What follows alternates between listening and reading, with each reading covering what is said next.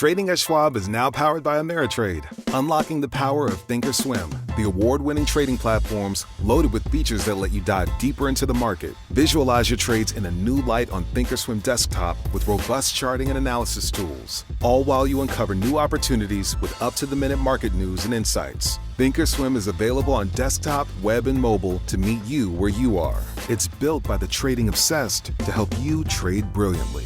Learn more at schwab.com/trading. I earned my degree online at Arizona State University. I chose to get my degree at ASU because I knew that I'd get a quality education, they were recognized for excellence, and that I would be prepared for the workforce upon graduating. To be associated with ASU, both as a student and alum, it makes me extremely proud, and having experienced the program, I know now that I'm set up for success.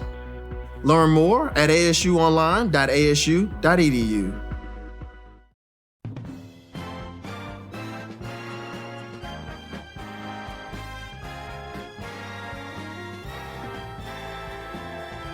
Now, the greatest radio shows of all time. Suspense. The Shadow Node. Washington calling David Harding, counter-spy. Classic radio theater. The Great Gildersleeve. Fibber McGee and Molly. Dragnet. Gunsmoke. The Lone Ranger. Now, step back into our time machine with your host, Wyatt Cox. Good evening, friends of the Inner Sanctum. Drama and Westerns on this Saturday edition of the program. We're going to go back to July 26, 1959 for episodes of Have Gun, Will Travel, and Gunsmoke. We'll go back to 1953 for an episode of Escape, an episode of Mr. District Attorney, also from 1953, and an episode of Dear Adolf.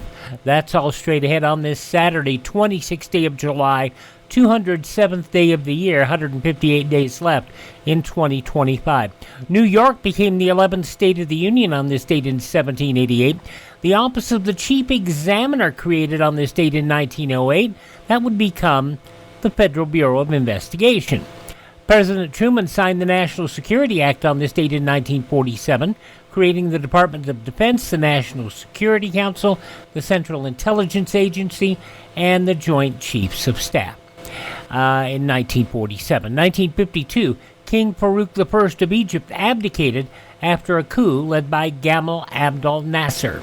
Where once they gathered to cheer her every appearance, thousands now fill the streets to mourn. Farouk was only 16 when, on the death of his father, King Fuad I, in 1936, he left Britain, where he was educated, to return to Egypt. From his accession to the throne throughout a reign which has ended in abdication, his country has been in the grip of political unrest and intrigue. How much of it was the fault of the king, only history can assess.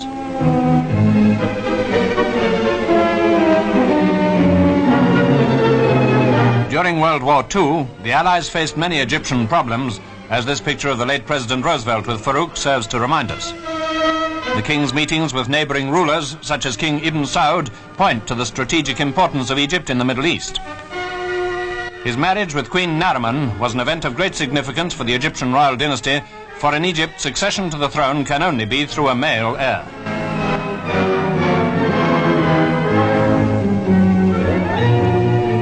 A son was born, Crown Prince Ahmed Fuad, for whom a regency council is now to act until he attains his majority at 18.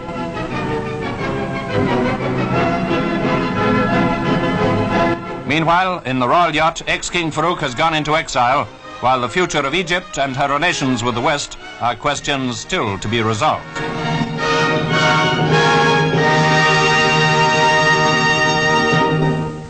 Audio from a British movie tone newsreel in 1952.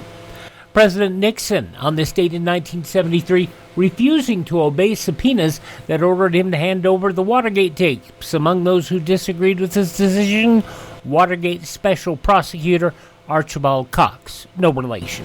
I'm sure that the president's legal position is presented in good faith. I think it's quite wrong. And you know, with something like those tapes, the more you said, I don't want to release them, the more people thought there was a smoking gun there. That is not what you want to do in a situation like that. 1989, a federal grand jury indicted Cornell University student Robert T. Morris Jr. for releasing the Morris worm, becoming the first person to be prosecuted under the 1986 Computer Fraud and Abuse Act. It was on this date in 1990 the House reprimanded Massachusetts Democrat Barney Frank for his ties to a male prostitute. Frank had employed the man and allowed him to use his apartment, and, well, as House members prepared to vote, Frank spoke to them. I am here to apologize to my colleagues, to this institution, to those around me. The vote 408 to 18 to censure Frank. He did win re-election later that year in 1990 and was re-elected until he retired in 2013. Now, the main reason that his ties to this prostitute were so heinous, not just that he had the prostitute. He hired him, paid with personal funds as an aide, housekeeper, driver, paid for his attorney, and his court-ordered psychiatrist. Now, Frank evicted him in 97 after being advised by his landlord that he kept doing escorting out of Frank's home, despite the support, and was doing so in the residence. Well, Goby's friends persuaded him they had a gay male version of the Mayflower Madam, the TV movie about an escort service. Goby tried to initiate a bidding war for the story, and he gave the story to the Washington Times for nothing, hoping he'd get a book contract. And Frank asked the ethics committee to investigate the relationship. You know, and it just goes to show you that Congress's ethics, many times the ethics of our congresspeople, are nowhere near what we want them to be on any level. Now, and yes, I know the president's done some really heinous things, but he's done some good things. So, you know, you can't have everything. We are all sinners in the eyes of God. But, my goodness. 1990, President George Herbert Walker Bush signed the Americans with Disabilities Act into law, bringing a new beginning of a new era to civil rights. Every man, woman, and child with a disability can now pass through once closed doors into a bright new era of equality, independence, and freedom. As I get older, I appreciate the ADA much more than I used to. I appreciate having ramps and places and elevators or stairs that I couldn't get up these days. It does make a big difference. Space Shuttle Discovery launched on this date in 2005.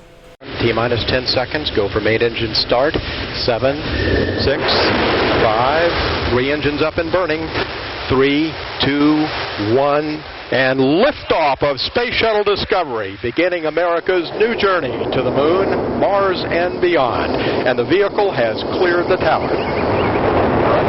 Discovery. Houston's now controlling. Commander Eileen Collins confirming Discovery's rolling onto a course for rendezvous with the International Space Station.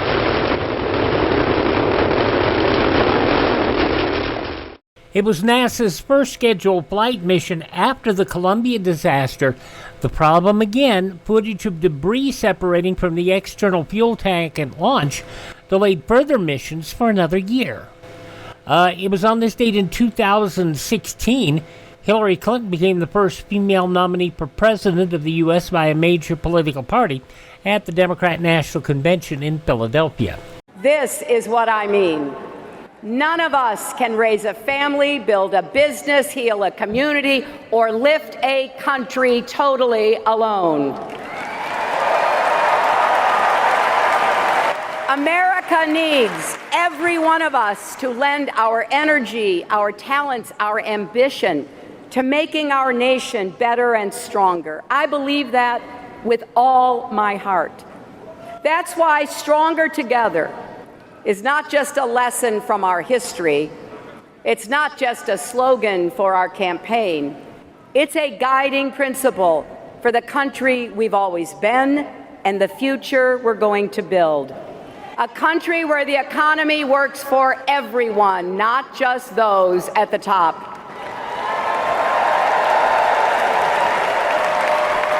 Where you can get a good job and send your kids to a good school, no matter what zip code you live in. A country where all our children can dream and those dreams are within reach, where families are strong, communities are safe, and yes, where love trumps hate.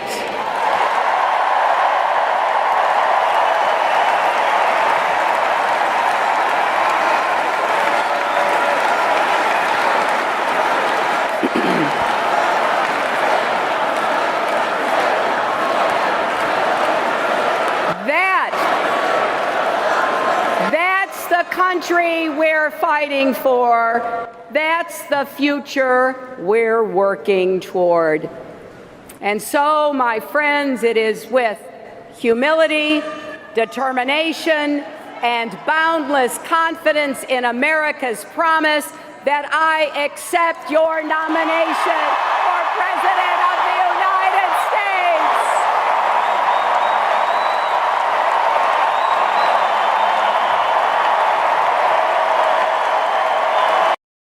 Hillary Clinton in 2016 in what was considered by a number of people to be a major upset. The former First Lady,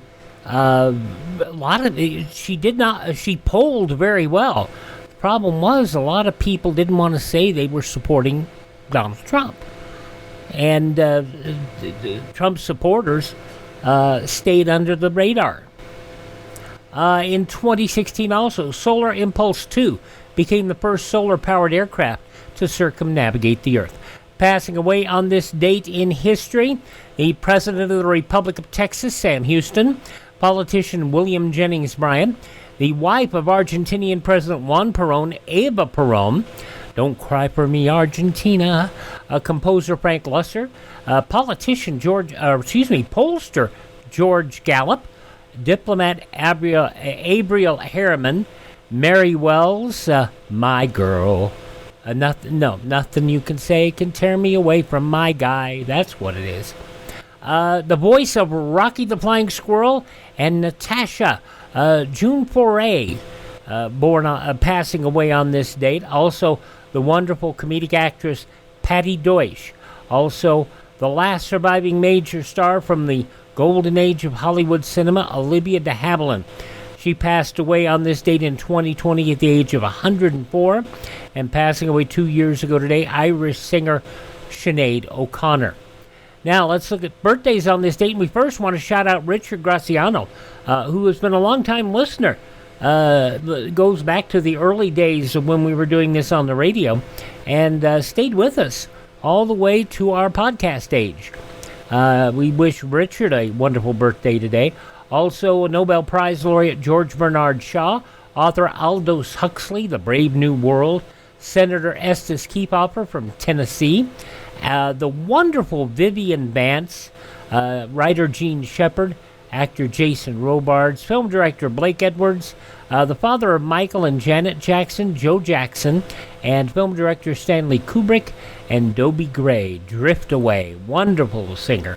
All those folks born on this date in history who have shuffled off this mortal coil. Hi, this is Jeff Foxworthy. It is now time for the birthday announcements. The following people are now officially older than dirt. And you look at all those other people and you say, well, gosh, why is this guy still with us? Mick Jagger, 82 years old today. Also turning 80 today is Dame Helen Mirren. If you imagine I'm going to drop everything and come down to London before I attend to my grandchildren who've just lost their mother, then you're mistaken. Queen Elizabeth II in the movie The Queen, Dame Helen Mirren, is 80 today. Olympic gold medal figure skater Dorothy Hamill, 69 years old today. One-time National Wrestling Alliance heavyweight champion of the world, Wildfire Tommy Rich, is 69 years old today. Funny story real quick. There is a Pro Wrestling Nation, which is a pro wrestling network of radio shows up on Sirius XM, and they just recently went around the clock on their satellite channel. And the host's favorite wrestler was Tommy Rich. And what happened is they told him Tommy Rich called in. It was not Tommy Rich. it was The Undertaker, who did a wonderful impression. And I kept listening. I said, that's not... Are you sure that's Tommy Rich? I kept listening. No, it was. But he came on a few days later. Tommy Rich, 69 years old today. Kira in Star Trek Deep Space Nine. Gene Ritter in the TV series Wildfire. Nana Visitor, 68 today. From House of Cards, Kevin Spacey is 66.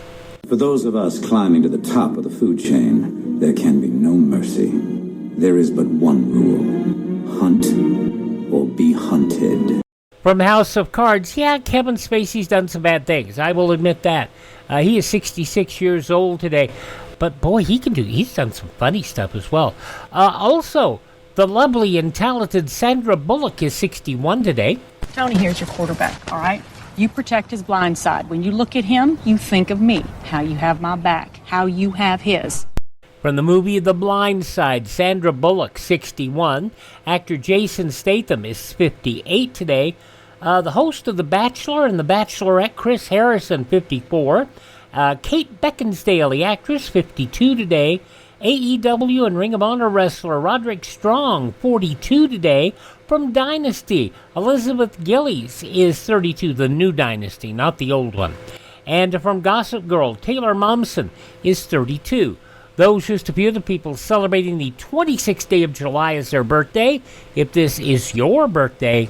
Hi, we're the Four Freshmen, and we just want to say, Happy birthday to you! There you go, Richard. That's for you, too. All right, we roll on Classic Radio Theater with Wyatt Cox. Going back to July 26, 1959, we'll start off with Have Gun Will Travel. That's next. Riley Herbst from 2311 Racing here, and you know what grinds my gears? Waiting for coffee. But instead of counting frappes and lattes, I fire up Chumba Casino. No apps, no fuss, just fun social casino games to pass the time. By the time my coffee's ready, order for Riley. I've already taken a few victory laps. Next time you're stuck waiting, make it entertaining. Play for free at ChumbaCasino.com. Let's Chumba. Sponsored by Chumba Casino. No purchase necessary. VGW Group. Void where prohibited by law. 21 plus. Terms and conditions apply. At Arizona State University, we've made online education better, smarter, and more personalized so you can go further in your aspiring field. I decided to pursue medicine once I realized that ASU did have the online program for biological sciences. You're still required to learn the same curriculum. You're still being tested on the same content that anyone would be tested on in person. The comprehensiveness of the program prepared me so well for medical school. Explore over 350 plus programs at asuonline.asu.edu. With so many options, why choose Arizona State University? For me, the only online option was ASU because of the quality. Their faculty was really involved with their students and care about your personal journey. The dedication to my personal development from my professors, that's been extremely valuable to me. Earn your degree from the nation's most innovative university. Online. That's a degree better. Explore more than 350 plus undergraduate, graduate, and certificate programs at asuonline.asu.edu.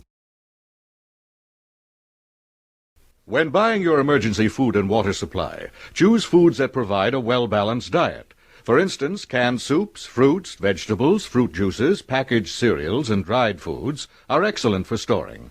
Raisins and chocolate are good energy-building foods and take up little storage space.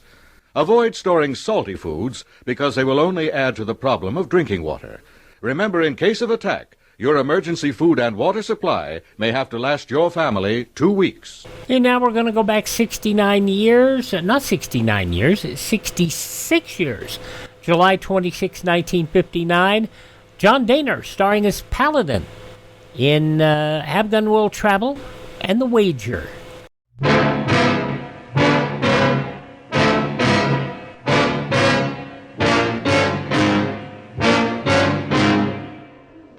You forced me to wager my life against $1,000. Now you can wager yours against 30 miles of desert with a companion who hates you and half a canteen of water.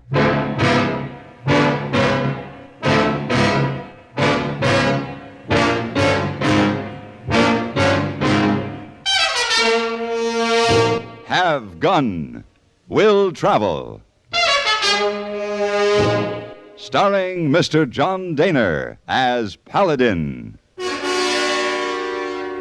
San Francisco, 1875.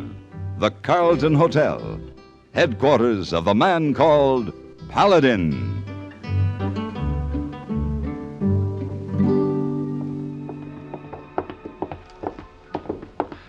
Oh, Mr. Paladin, this gentleman, Mr. Morgan, look for you. Mr. Morgan, how are you? Hello there. I was looking for you in the lobby, and I asked the boy here where I might find you. Oh, I tell you, Mr. Paladin often take a place of concealment behind potted palm with a chessboard. Yes, I hope I'm not interrupting. No, not at all. You bring 2 brandies, please. Hey, boy. Oh, yes, sir. Sit down, Mr. Morgan. Thank you. So, what can I do for you? Well, I'm leaving for Silver City early tomorrow morning with my fiancée. You could see to it that I get there alive. Well... there's no need to go into all the details of the background, but the situation, basically, is that my railroad holdings are considerable. A man named Danbury and his syndicate are determined to buy me out, and I don't want to sell. It seems to me that's your privilege. Yes, but Danbury's the kind of man who gets what he wants, one way or another. There have been attempts on my life recently. Mr. Danbury has peculiar business methods. I have narrowly escaped a bullet on 3 different occasions, Paladin.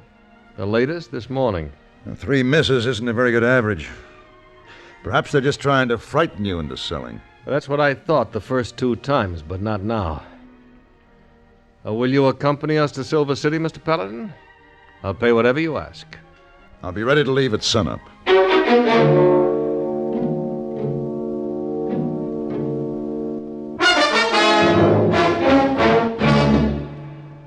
Everywhere you go, across the country trip or across the street party, you carry the fun with you when you own a Columbia stereophonic high-fidelity phonograph.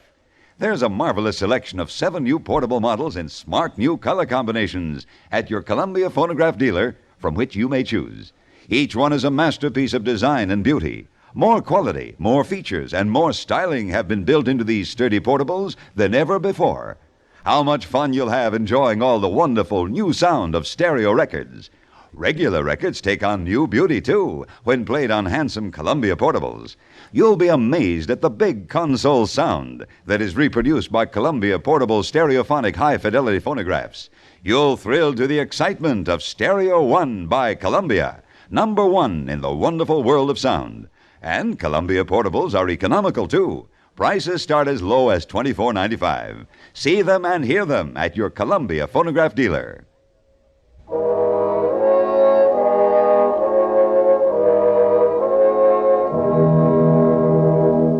Silver City was a 2-day ride through a hot, dry stretch of desert. Morgan drove a buckboard with Stacy Neal, his fiancée, on the seat beside him. I rode alongside, trying to keep out of the dust that boiled up. There wasn't much chance that an attempt would be made on his life out here. Nothing moved. Even the lizards had taken cover from the heat. Morgan! Yeah? Those willows off to the left. We'll stop for water. All right.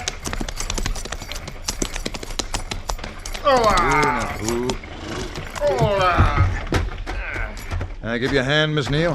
Thank you. It's not much of a spring, is it? No, but it's the last water between here and Rough and Ready. Rough and Ready? That's the next town. We'll stay there tonight and go on to Silver City in the morning. Oh, that spring looks good to me. You know, men come to the desert in search of gold. Maybe this is the real treasure out here. Water. I think the desert presents a challenge to come out and fight it. I could beat it, I'd wager. Darling, aren't you happy there's no one here to call that particular bet? I think we'd better get moving. Why, what's the hurry? Look behind. Huh? The rider on that far rise.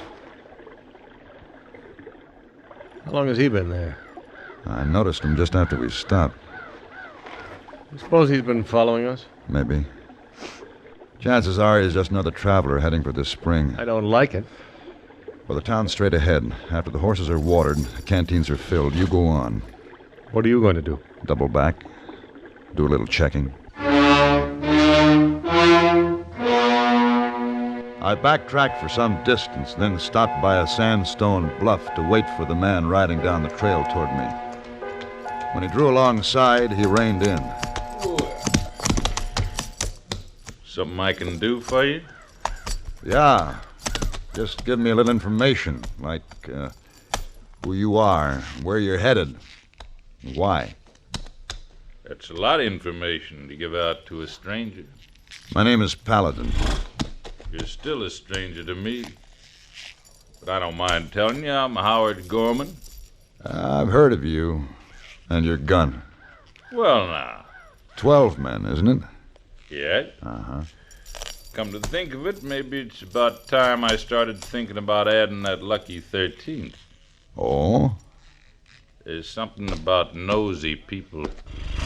I got the idea that maybe you were following us. Why'd I want to follow you? I'm not sure. But it's my business to find out.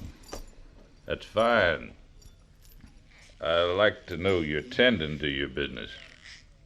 But just stay out of mine. There's something about nosy people gets me riled. Yeah.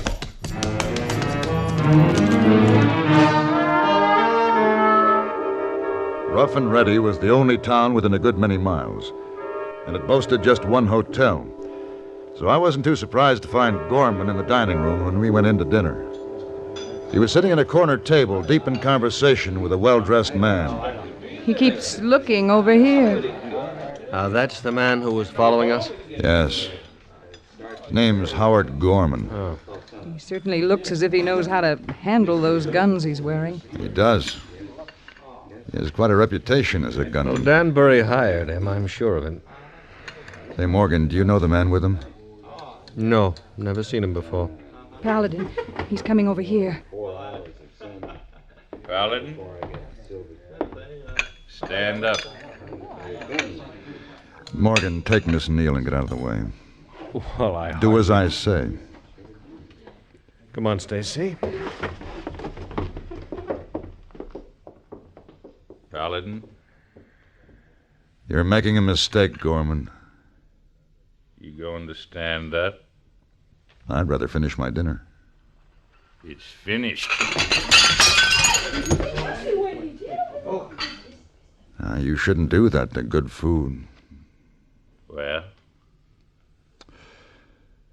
We'll have it your way.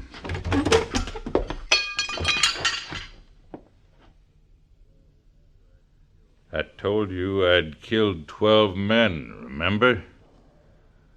Well, this is number 13.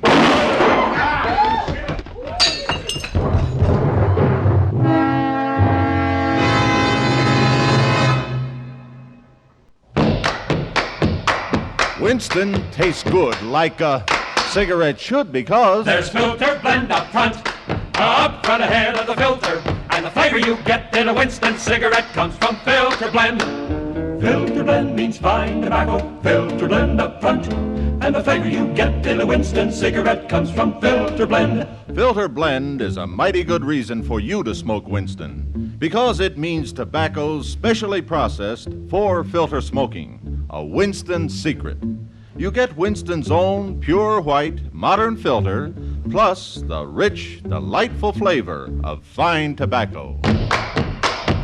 There's filter blend up front ahead of the filter, and the fun you get in a Winston cigarette comes from filter blend, and makes Winston taste good like a cigarette should. Winston tastes good like a cigarette should.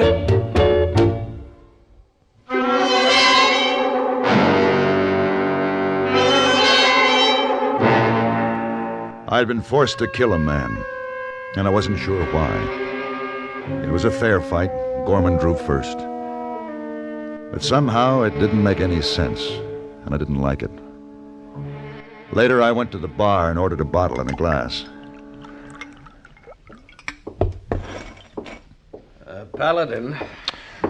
Oh, Morgan. Drink? Oh, no, thanks. Paladin, I think we should discuss a little business. What are you going to do, dear? Talk him out of his fee to cover your losses? Stacy. Now, Paladin, here is your pay in this envelope. Well, you're very generous, Mr. Morgan, but I haven't finished the job. How's that? Well, our arrangement was for Silver City. Oh, well, it doesn't matter now. It's ended. I don't understand. Gorman is dead. That is, there's no danger now. Morgan, if it had been Gorman shooting at you back there in San Francisco, he wouldn't have missed. No matter, Paladin. It's finished. Come along, Stacy. Not now.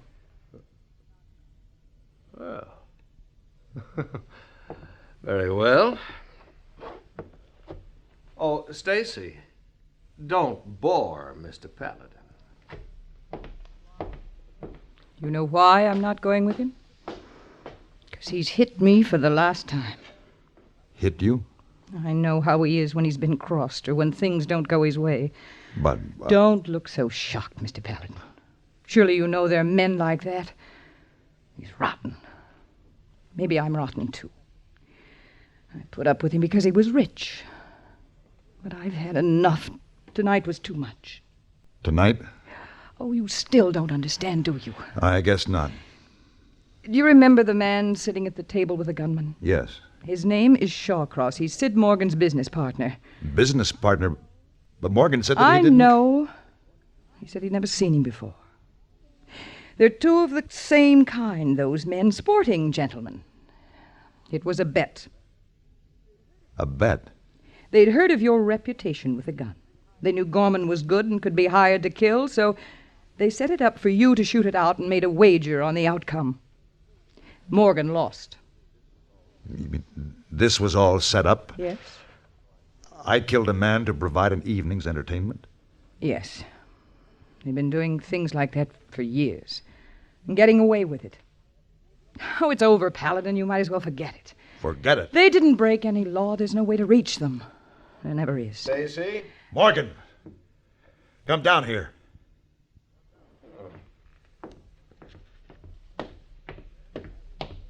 Yes? I was very interested in what Miss Neal had to say. Oh. She told you, eh? Well, you've no complaint, Paladin. You were well paid. Paid for what, Mr. Morgan? To kill a man for a sideshow? Well, I didn't realize you gunmen drew a fine line. Well, right now it might be a pleasure to kill. You're wearing a gun. Why don't you draw? I had no reason to draw against you, Paladin. Oh! Now you have a reason. I won't draw, Paladin. I won't give you the excuse to shoot me.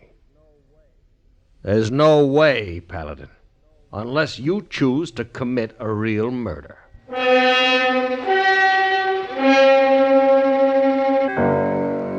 I spent a long night with no sleep and an anger that kept growing. But finally I had to face the fact that probably the lady was right. It was over. I should forget it. It was early morning when I stopped at a desk on my way out of the hotel. Yes, sir? The lady, Miss Neal, has she come down yet? Come down. Oh, yes, sir. All of them did. They left in a buckboard before dawn 2-3 hours ago. What do you mean, all of them? Well, lady, Mr. Morgan, Mr. Shawcross. They all left together? Yeah. Lady, poor little thing. Poor little thing? What do you mean? Well, she was crying. I kind of got the notion she'd no cotton to the idea of going alone. Have them bring my horse around. I have some riding to do.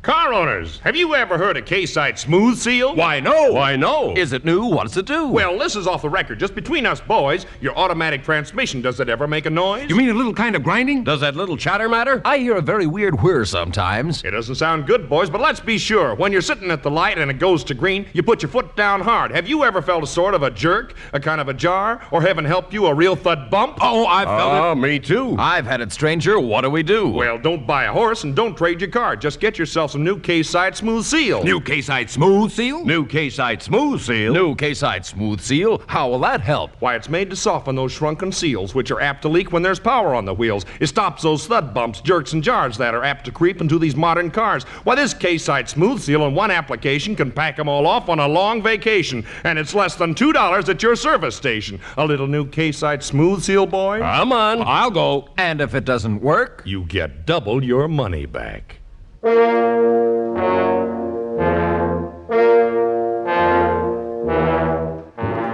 I had no trouble picking up the tracks of the buckboard, but my travel was slow.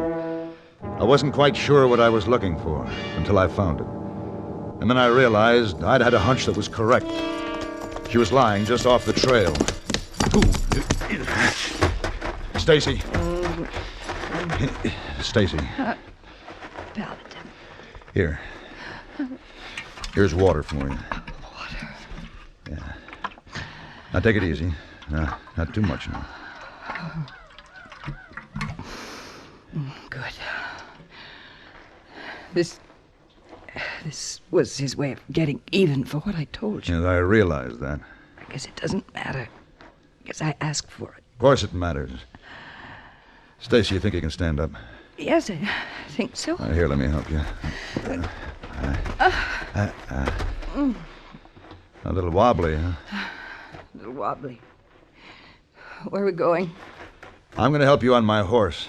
Then we're going to find Mr. Morgan and Mr. Shawcross. You'll never be able to catch up with them. No, not on the trail. But we can cut across the desert and head them off. You feel able to travel? Let's go.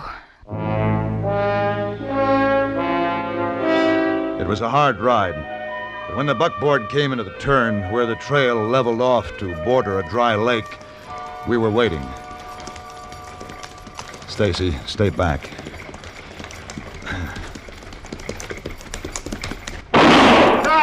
Hold it! Paladin, what is this? If I fire again, Morgan, it won't be in the air. Now, don't be hasty, Mr. Paladin. Yes, Shawcross, I understand. This gun won a bet for you. Gives you some respect for it, huh? All right, get down. Paladin, whatever it is... Get down. Throw your guns on the ground. Now, Paladin, wait now. You're a smart man. And we have money, Paladin. We have lots of money. So I understand. I'm sure you're a reasonable man. Certainly, but I'm also curious. I'm curious as to just how far your money will go in protecting you. Let us go on to Silver City. You just name a price. Silver City? Yes. Yeah, I'll show you a shortcut. Oh? Silver City is due east, across this dry lake. 30 miles exactly, about a 3-day walk. Well, you better get started. What? Are you insane? I told you I'm curious.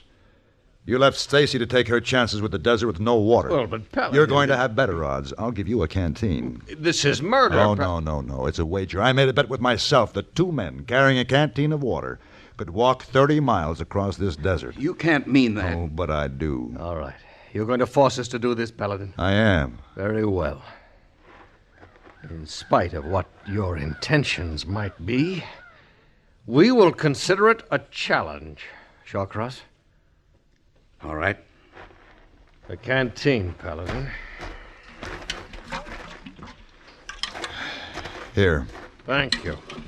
Let's just understand this much, Shawcross. We make it to nightfall before taking any water. Yes. The important thing is not to lose our heads. By all means. One thing, Paladin. You'll pay for this. Suppose you get started.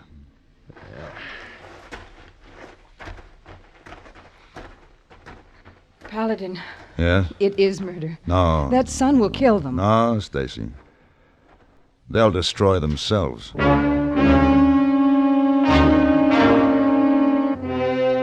We watched the figures of the men grow small in the distance. Then I tied my horse on behind the buckboard, and we started out across the dry lake, driving slowly behind them, keeping them always in sight. Hours passed, and the sun beat down without mercy. And more hours passed. Their plan didn't seem to work. What's that? Saving the water, have you noticed? You can see them passing the canteen back and forth. Yes. Oh, Stacy. I don't belong here. Where? In the judgment seat. Nah, I'm going after them. I thought you would. Come on. Paladin! Paladin, look! Oh, Oh, no. hurry, you've got to stop him! Here you go.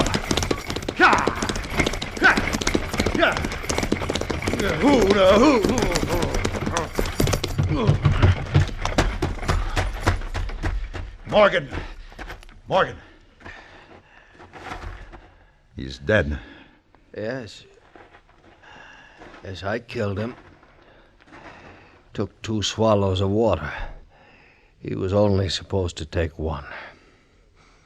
I killed him with this rock. And I guess you're not beyond the law this time, Morgan. 2 swallows. The agreement was 1. Come on.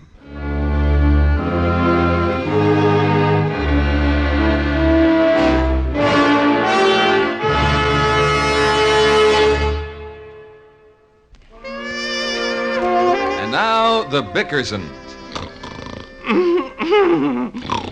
John Bickerson, I can't stand it. What's the matter, Blanche? What's the matter? It's that horrible snoring. Must be that fat guy next door. I'll fix him. Oh! Why did you close the window, John? You said the neighbors were snoring. Oh, silly, they're on vacation. And I've been worried they might have car trouble on their trip. She's worried.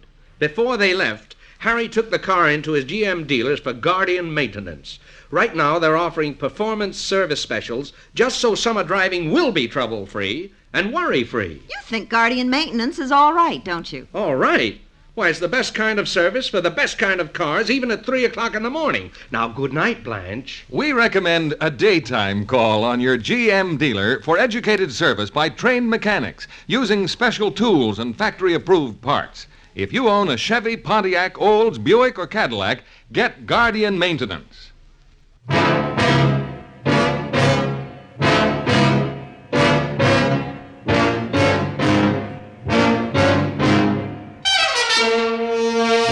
Have Gun, Will Travel.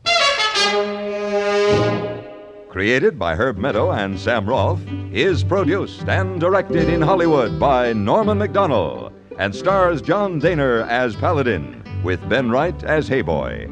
Tonight's story was written by Dennis and Terry Sanders and adapted for radio by Ann Dowd. Featured in the cast were Lawrence Dobkin, Lynn Allen, Barney Phillips, and Vic Perrin. Hugh Douglas speaking.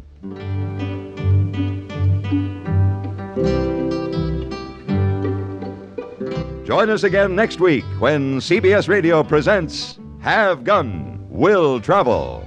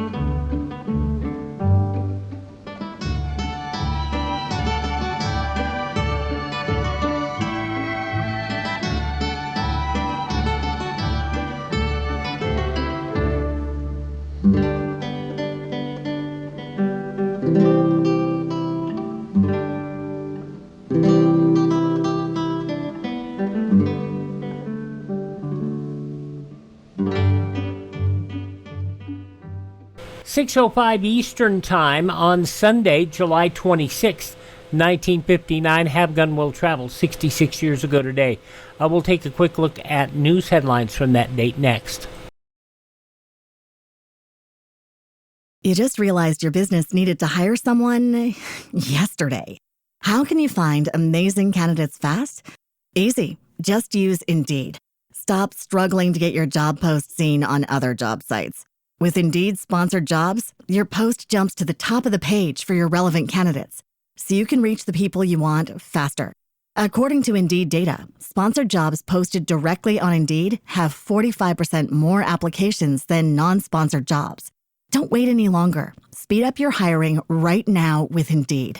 And listeners of this show will get a $75 sponsored job credit to get your jobs more visibility at Indeed.com/kidsandfamily. Just go to Indeed.com/kidsandfamily right now and support our show by saying you heard about Indeed on this podcast. Terms and conditions apply. Hiring? Indeed is all you need. No one knows when disaster might strike. It could come in the form of hurricane, flood, blizzard, or fire, or by enemy attack. So it's wise to be prepared for any emergency. It's wise to take a Red Cross first aid or home nursing course. At least one member of each family should know how to take care of an injured person. Remember, in time of disaster, doctors, nurses, and other medical personnel will be difficult, if not impossible, to find. So take a Red Cross first aid or home nursing course now. And I will make this a quick look at the news headlines from Sunday, July 26, 1959, 66 years ago. Fidel Castro accepted the mandate of a roaring crowd of close to 1 million to return to Cuba's premiership. He pledged himself to push the ideals of his revolution and confound his enemies. Meanwhile, the Rochester Red Wings refused to take the field in a scheduled doubleheader with the Cuban Sugar Kings in Havana Stadium yesterday after wildly celebrating rebel soldiers wounded 2 players during a Saturday night game. And in Miami, hundreds of police armed with tear gas and riot guns patrolled Miami's large Cuban sections to head off possible violence between Cubans celebrating the anniversary of the Castro Revolution and anti-Castro elements.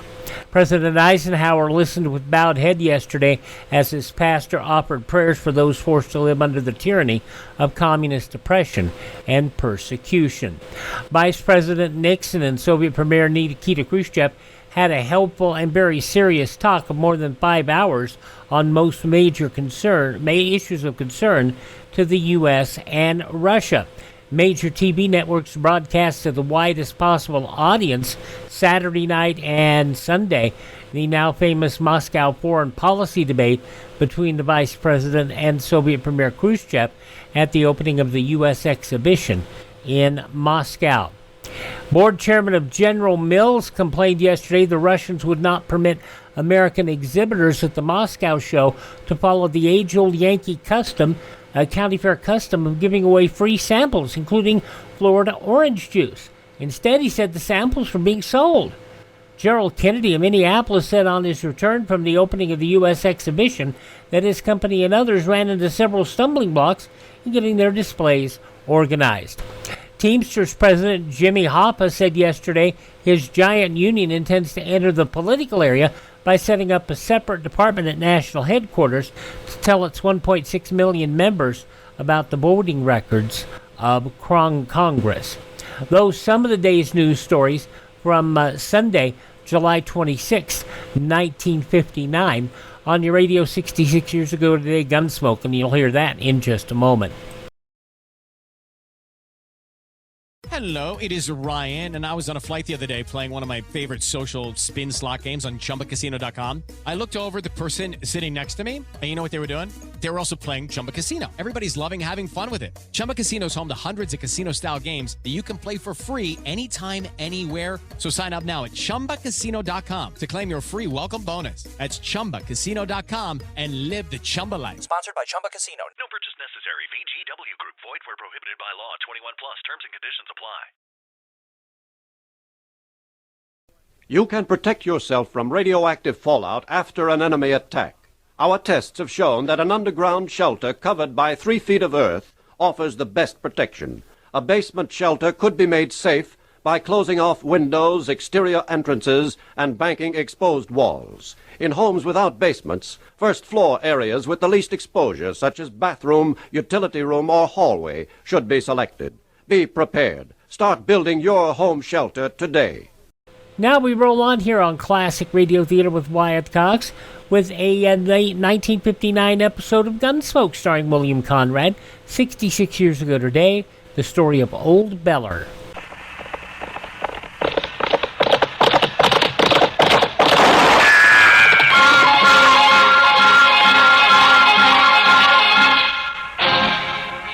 Dodge City and in the territory on west, there's just one way to handle the killers and the spoilers, and that's with a U.S. Marshal and the smell of Gunsmoke.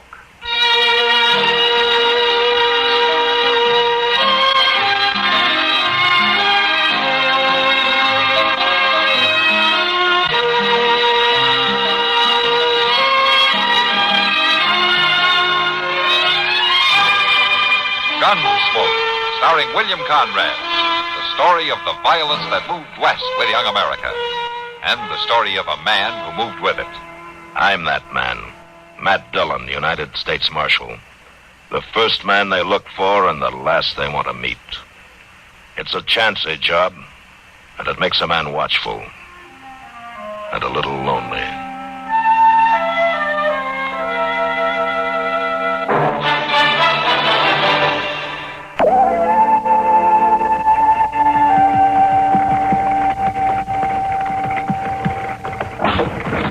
Oh, my.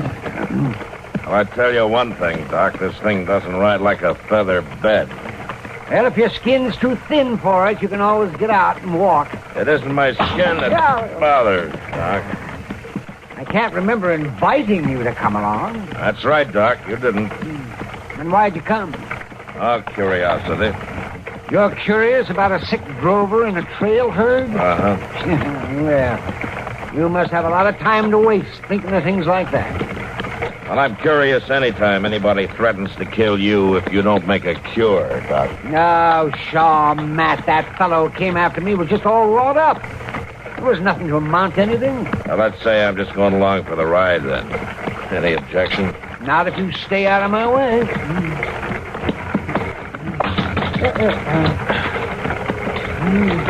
Now, there's the herd.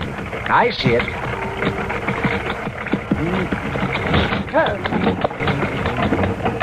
The cook wagon's over there at the edge of the clearing. I can see that for myself. Oh, you're out here today, aren't you? Well, I guess you might as well pull up here. Well,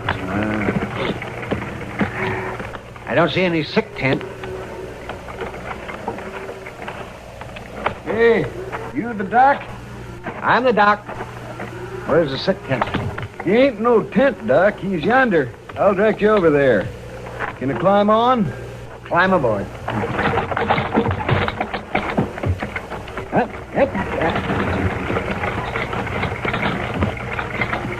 You afraid the rest of you'll catch it, moving him off this way? Oh, it ain't us the boss is afraid about. It's the cattle. The cattle?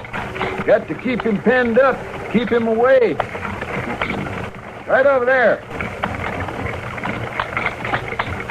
Waddell's with him. I'll go get him.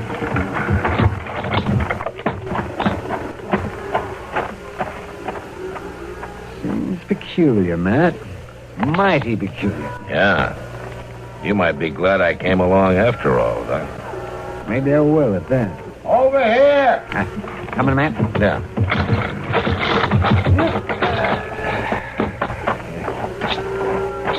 This way. I'm coming.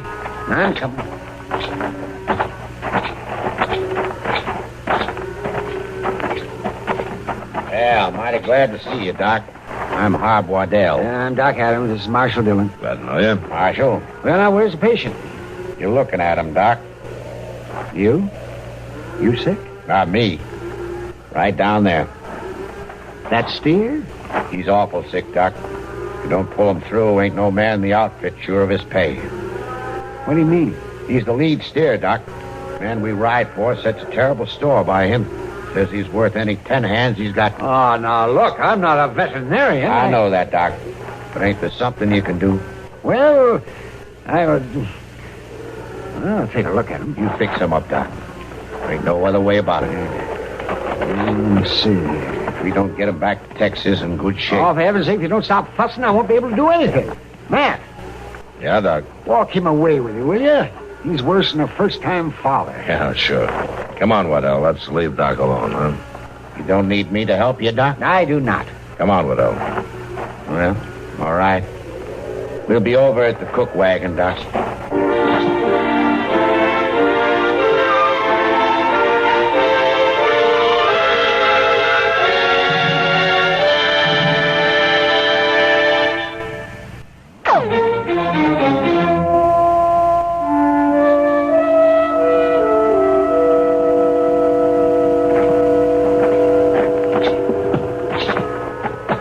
That must be quite an animal. I tell you, Marshal, there ain't another like Old Beller on any trail out of Texas. Old Beller? Oh, yeah, I've heard of him. Be surprising if you hadn't. Well, Doc has a way with everything. Animals included. He better have. Tell me, what's so special about that belled steer? Yeah? It's like he's got a human brain twixt those long horns, Marshal. Well, that's not always a sure sign of being smart, you know. Yeah, with Old Beller it is. That steer gets a herd going, heads them up on the trail, gets them to follow him across streams a man can't hardly get a horse across. Herd beds down nice and easy. Just as easy as you please when he stops. Old Beller has some way of dealing with him. I don't know what it is. Keeps them from spooking in storms. Well, that steer even leads them into pens at Abilene. He sounds like a good sergeant. Old Beller don't take no more nonsense than a sergeant, I'll tell you that. He has the run of the camp. Why, the boys even feed him off in the cook wagon. Well, Doc will fix him up. Sure do hope so. Charlie. Yes, sir? Give us a couple of mugs of coffee. Yes, Mr. Waddell.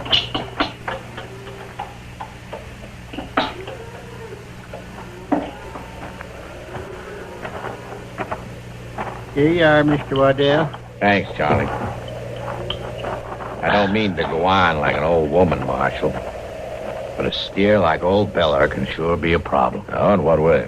Well, he's worth a lot of money to any drive, keeping the herd together like he does. There's always some other outfit trying to get me to sell him. Or they try to steal him. Ain't so sure right now that he ain't been poisoned. Well, who'd want to do that? Why, anybody, just with spite, maybe. Tell you, Marshal, nothing's going right with this whole drive. If I lose that steer, might as well keep right on going straight north. Mr. Waddell. What is it, Charlie? Old Beller. I wondered how is he? Doc's looking at him. Just don't seem right, him not wandering by the cook wagon. Yeah, better not find out he wandered by here once too often. I don't rightly know what you mean. Ah, here comes Doc. You fix him up, Doc? No, I didn't. You mean you ain't gonna cure him? I don't have to. You mean he's dead? I mean he's cured himself. I never saw such carryings on about a sick animal in my life. Old Beller's all right? Whatever his name is, he's on his feet. He's taking on some feed. Yes, he's all right. Well, what was the matter with him, Doc? Oh, I don't know, Matt. He had something in him he had to get rid of, and like a sensible animal, he laid low until he did. He might have eaten something that poisoned him. So he was poisoned, huh? Now, wait a minute. No, I didn't say that. He didn't have the chokes or the heaves. It could have been bloat or colic. Or it could have been poison. You hear that, Charlie? Yes, Mr. Waddell, I hear. I always knowed the way you was handing out leftover food to that steer, we'd wind up in trouble. Well, I wouldn't do nothing to hurt Old Beller. He likes my cooking. Well, he ain't going to get no more of it. Oh, sure, Mr. Waddell. If you say so, I won't feed him no more. You bet you won't. No, sir, I won't. You ain't going to get a chance to. Well, I'll watch it real close. You're through, Charlie. Oh, now, Mr. Waddell. You pack up your gear and get out, Charlie. Oh, where'll I go? I don't care where you go. You ain't going to be hanging around this cook wagon no more, sickening the lead steer. Now, you be out of here by dinner time. And don't you come back.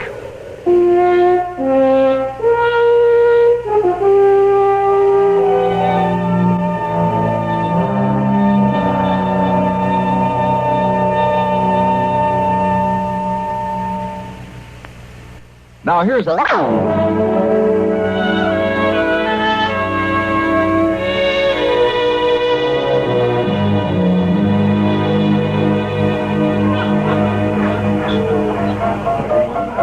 Well, if business keeps up like this, Kitty, you'll be able to retire. Sometimes I wonder if all this hoorah is worth it. Well, now the boys swallow a lot of dust on the cattle trail. You wouldn't want them to go thirsty, would you? Oh, no. But I wish they could be a little quieter about how they do their drinking. You're not running a church social, you know. I'll say I'm not. Hello, Marshal. Miss Kitty. Hello, Waddell. Hob. How's your steer? Well, I tell you, Marshal, the daggondest thing, he's frisking around like he was newborn. He is, huh? Well, Doc will be glad to hear that. Ain't no doctoring that done it. Old Beller, he knowed when he was sick and when he was cured. Hey, Mr. Waddell, I got to talk to Mr. Waddell. Go on, Charlie, you're drunk. I I may be drunk, but I gotta talk. Ain't done nothing to old Beller. Ain't no call to make me go. I told you to get... Never fed no poison. Me and that old Locke's is friends. Real good friends. Let me come back, Mr. Waddell. Now, look here, you. I'm going to... Let go of him, Waddell. I don't want to see him no more. I said let go of him.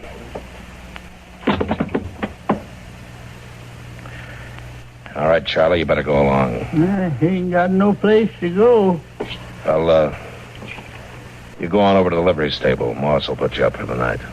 Old Beller will be missing me. Go on, Charlie. All right, Marshal. All right, but there ain't no right in it. Ain't no right in it. He really feels bad, doesn't he? He don't deserve no better. Maybe not. But he sure doesn't deserve any worse.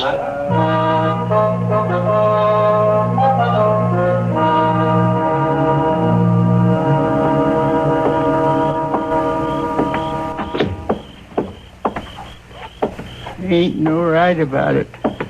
Take me from old Beller, sleep in liver stables when I ought to be... Oh, sorry, mister. That's all right, old-timer. Well, now, if it ain't old Charlie Bat. Who are you? Why, you remember me, Charlie. Ab Slate. We was on the drive together last time you come up. Ab Slate? Sure, Charlie, you remember me all right. I seen you on the cook wagon. Yeah, that's where I would have been, all right. You used to give scraps and such to that lead steer. Old Beller. Sure, old Beller. I heard about the bad deal they give you, Charlie. Crooked deal. You know, ain't nobody got no call to make you leave that ox.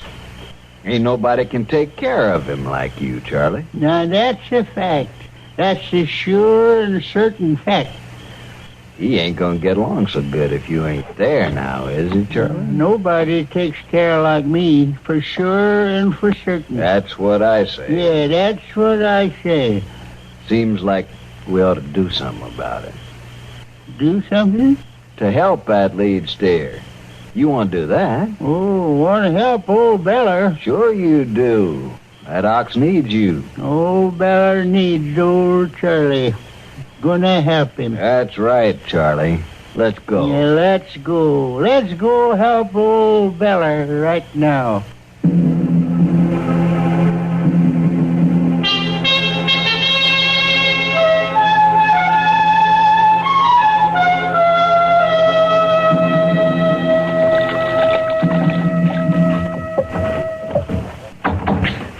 Tell you, Miss Dillon, if there's one thing that sure does seem like a waste of time, it's washing winders.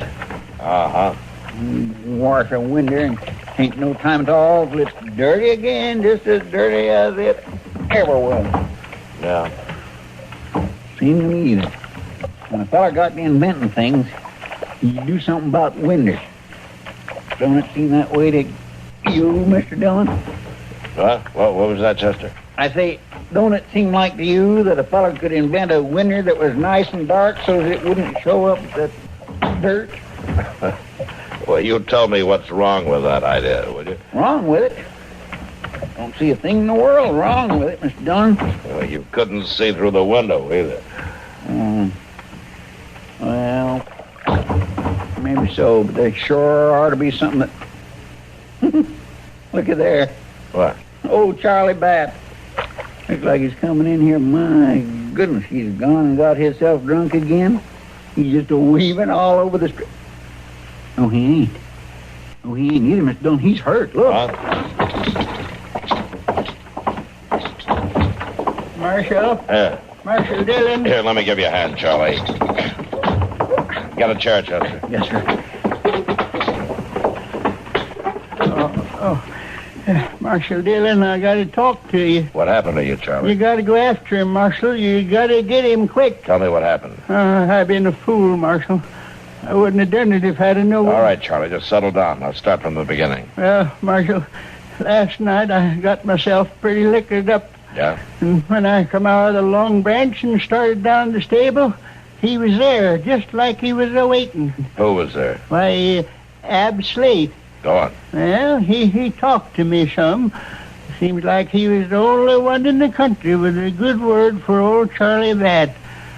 Well, go on, Charlie. What happened then? Well, Ab said I ought to do something for old Beller. That nobody could take care of that steer but me. So we went out to the herd and got him. You stole that steer? Oh, I didn't mean it like a thievery. I just wanted to tend to him. Where's the steer now? He took him off. And Slate? Yeah. Which way? Well, we was heading east along the river.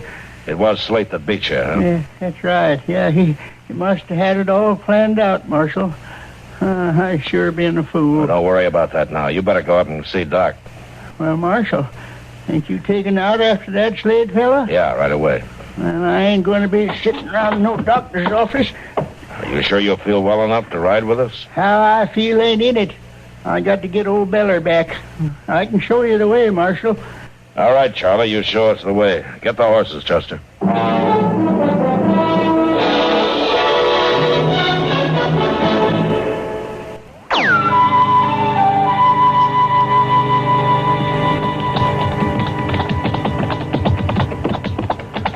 You remember the trail so far, Charlie? This is the way we come, Marshal. I was sobered up some by that time. I remember it good. Well, sing out when we get near the place where Slate left you. Sure thing, Marshal. You'll be able to see it easy. Old Beller was stomping down the bush of something fierce. Yeah. Mr. Dillon? Yeah, Chester? It just don't make sense to me that he'd be bringing that steer this way. Oh, why not? Well, it's the opposite direction from Texas or the cattle trails or anything else. Seems to me if Slate wanted to lead steer, he'd take him back that way. You'll get back there. Well, I don't see how. Slate's probably heading for Wichita to sell it. Wichita? Along this cattle trail? I think he'll hole up someplace, Chester. And then when he thinks it's safe, he'll move him along. Well, he sure is going to a lot of trouble, ain't he, Mr. Dillon? A bell ox like that is worth a lot of money. Yes, I reckon you're right. Up there, Marshal. Right up there a ways. You see all that trampled bunch grass? Yeah? And that's your place. That's your place right there. Right there's where Slade left me for dead. Yeah, looks like there was a ruckus, all right. Yeah, I ain't very young and I ain't very strong, but I'll give him as good as I could. I'll take a closer look here.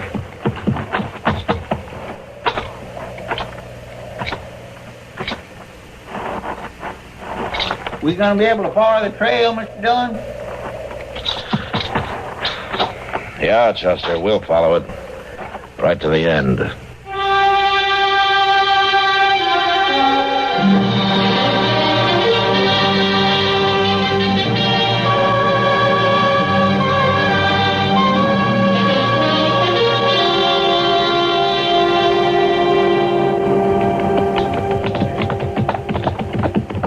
You holding up all right, Charlie? Don't worry about me, Marshal. Well, say, maybe we ought to stop and rest some, Mr. Dillon.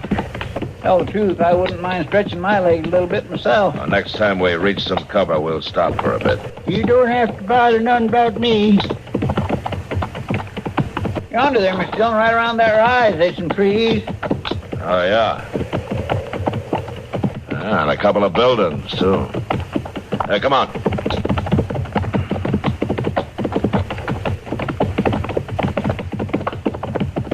You thinking Slate might be there? He might be. Don't see no ox.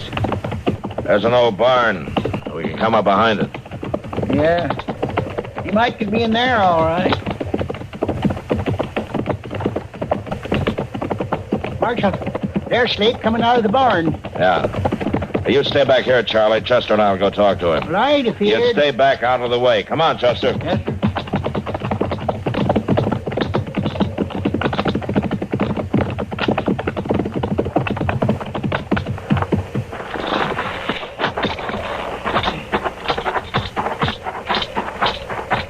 You, Slate. It ain't worthwhile to come no closer, fellas. I want that steer. Well, now you ain't gonna get it. I want that steer, and I want you. Tell you how I feel about it, fella. I'll kill that steer before I give him up. Well, that's up to you. But I'll still take you back. It ain't that easy, fella. Hey, he's going back into the barn, Mr. Dillon. Yeah. Come on.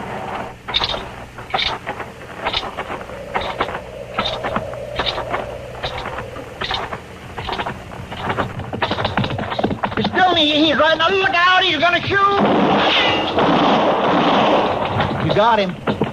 Shot him right out of the saddle. Yeah.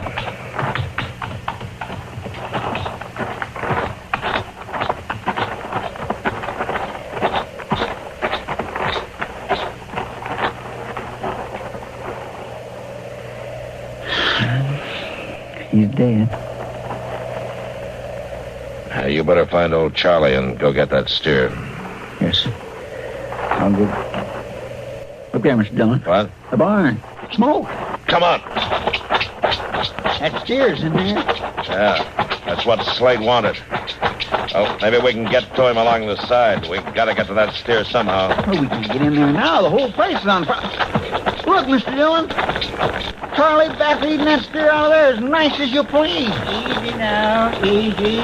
You're all right, old feller. Well, how did you get there, Charlie? I had a feeling he'd be needing me. Old Beller would, so I didn't do what you said, Marshal. I didn't stay back. It's a good thing you didn't. Are you all right? Sure, I'm all right, Marshal. Old Beller's all right, too. Ain't you, boy?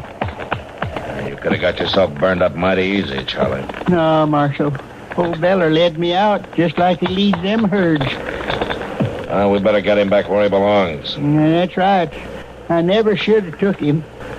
But, Marshal... Yeah, Charlie. Will you speak a word for me? Will you tell Mr. Waddell that I took some care not to let no harm come to old Beller? Sure, Charlie. I'll speak a word for you. And I think your trail boss will listen.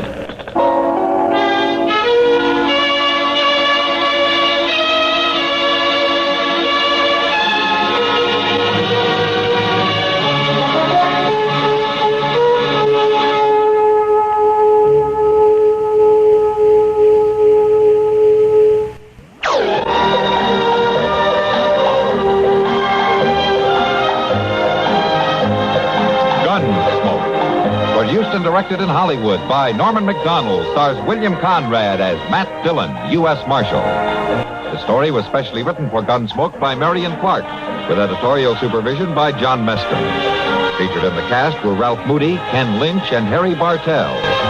Harley Bear is Chester, Howard McNear is Doc, and Georgia Ellis is Kitty.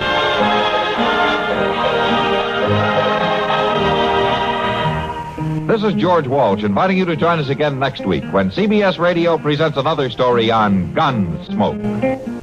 And that wraps up our look at Sunday, June 26, 1959, Gunsmoke, 6:30 Eastern Time on CBS Radio. Coming up on tomorrow's Classic Radio Theater with Wyatt Cox, our Sunday edition will lead off with the summer replacement show, Somebody Knows. The story of the Frank J. Christensen murder, also the lineup, the Paradise murder case from 1950, Dane Clark in Crime and Peter Chambers, and Crime Classics from 1953, the final day of General Ketchum and how he died. On Monday, Parley Bear stars in an episode of Escape, The Second Class Passenger from 1949, Did Justice Triumph from 1947, The Marriage Bureau Murders, and Lights Out from 1945, The Rocket Ship, and Romance from 1952, Paradise Package. On Tuesday, more Westerns. We'll have an episode of Gunsmoke and Port Laramie, both from Sunday, 1956. We'll also have Tales of the Texas Rangers, Joel McRae from 1950, and George Burns and Gracie Allen from 1940. Wednesday, we will have Jeff Regan, Investigator from 1950, The Whistler from 1950, Mr. President starring Edward Arnold, and Top Secret. I believe all those shows are from the exact same day, and let me look here.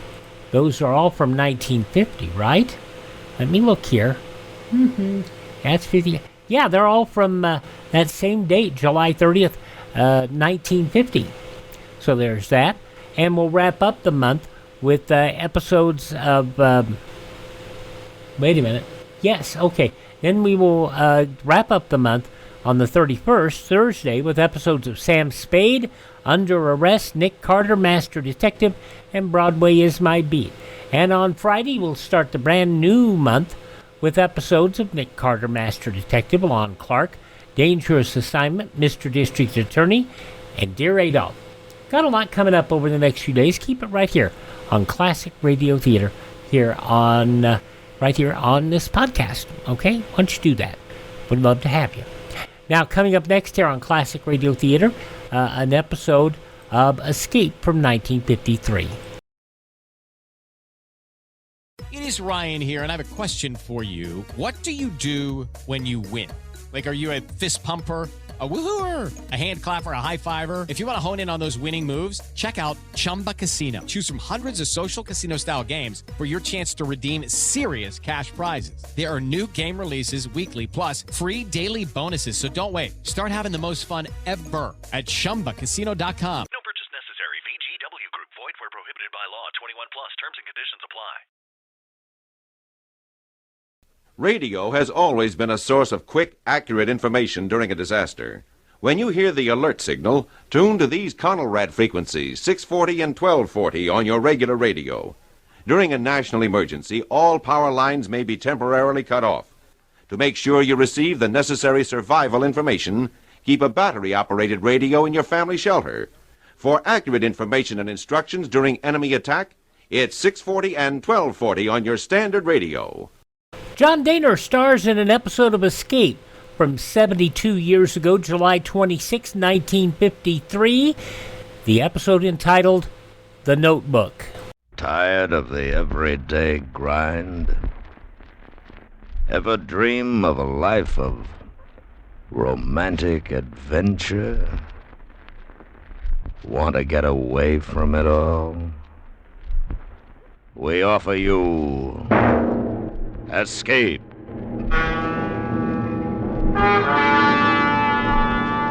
Escape, designed to free you from the four walls of today for a half hour of high adventure.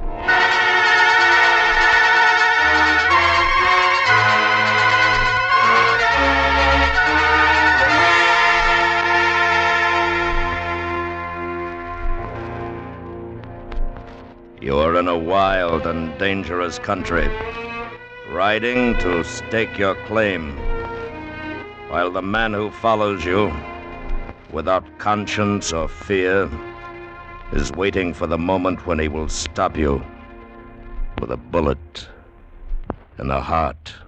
Listen now, as transcribed, Escape brings you William J. Radcliffe's exciting story, The Notebook.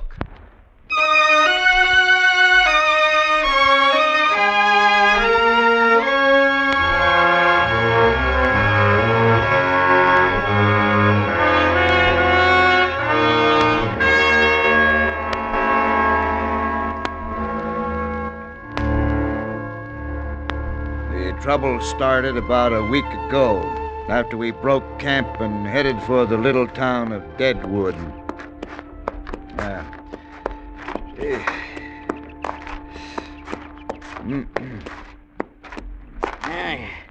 You see way over there, Robbie? Where? Over there, way over there. Them's old volcanoes.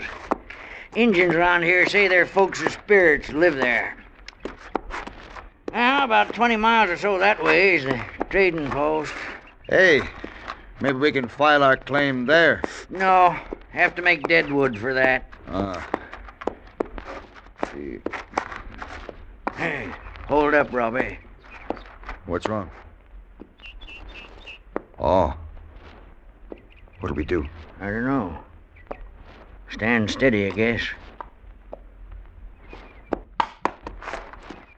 Now, when I say it, head for them rocks and move fast. And we better wait. I'll scatter.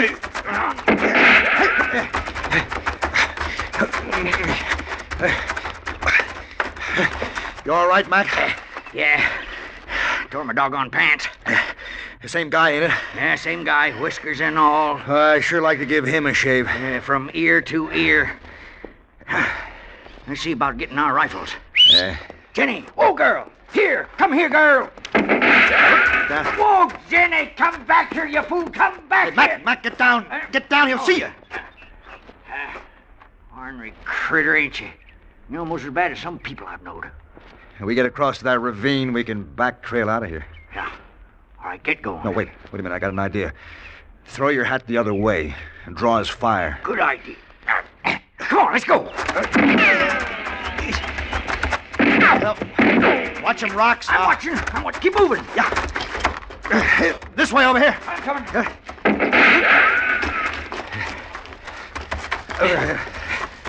Let's head into them woods. I see the burrow. Yeah. Whoa up there, you tarnation fool. Whoa. Easy, Jenny, now. Easy, girl. Easy, girl. I got the rifle, Mac. Good. Now, let's get that bushwhacking polecat. Wait. Now, look. Yeah. He's lighting out. Yeah. He's tried it twice now. Reckon he'll try again? Yeah, he wants that gold pretty bad. Well, so do I. Would you kill for it, Robbie? It's an awful lot of gold, Mac. Would you kill for it? I don't know. Maybe. I can't say.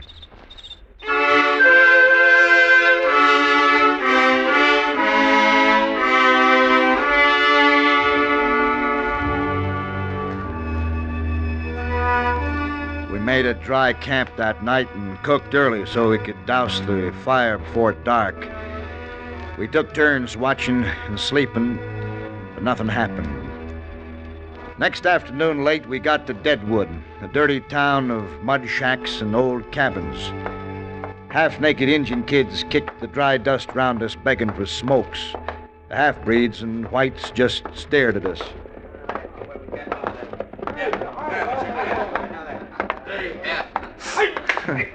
Some town, huh? Yeah. It's a wild one, all right. Beats me how they make a living. Oh, sheep mostly. Yeah? I trade with the Indians. Robbie, you see that there tree? Yeah? You know, I see the feller get hanged there once. Oh? Yep. Hauled him up like a sack of wheat. Choked him dead. It's terrible. I'll never forget it. What'd he do? Kill somebody? No, a bunch of guys just got drunk and wanted a hanging. He just happened to be there. Well, let's go across to that saloon, Robbie. I got me a thirst. Well, I guess we can afford one. Only one? Bottle, I mean. Oh, yes, sirree, Robbie. That'll do it.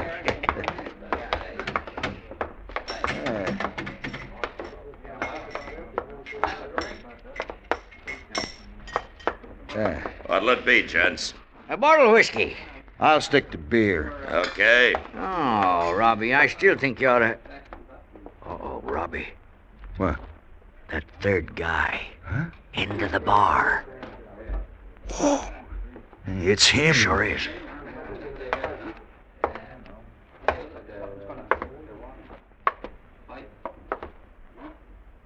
Fella. Huh? I've been looking for you. What? Hey,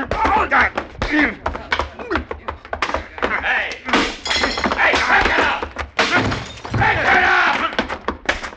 You want trouble, huh? Well, you got trouble.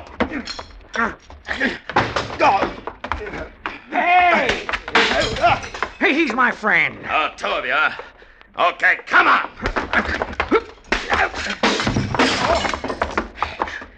All right, now get up. Pick him up. And both of you get out of here. Put the gun away. We'll see who gets out of here. Do like I tell you. Haul yourself and that other bum out of here. You all right, Robbie? Yeah, but who's he? I don't know, but he sure crocked you one. You the law? I own the joint. Any fighting to be done, and I'll do it. Yeah, that guy with a whisker, he bushwhacked us. Yeah, twice. You're lying. He works for me. Oh, come on, Robbie. Hey, just a minute. Yeah? If Jonesy did pot shot you, and I ain't saying he did or didn't, how come? How come? Yeah, why? Oh, figuring to jump our claim, I reckon. Claim? Mac, come on. All right, a couple of you guys haul Jonesy into the back room.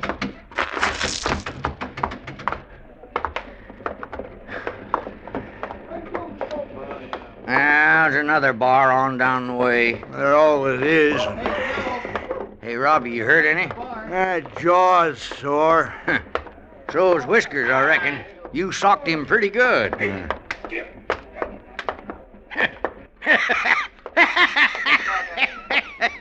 What's so funny? You know, Robbie, I didn't pay for them drinks.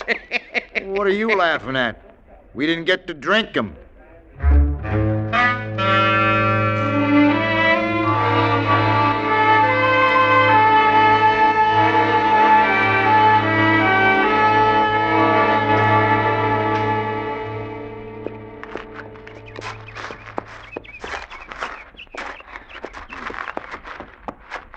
Hey, Robbie, you still mad at me? Nope. I shouldn't have talked about our gold claim back in Deadwood. Mac, for 2 days now, you've been doing nothing but talk about it. Now, forget it. It'd have been all right if we'd found an office there to stake our claim. How far we come? Oh, about 30 miles, I reckon. We'll get back to the Gallo by nightfall, make Silvertown tomorrow, maybe.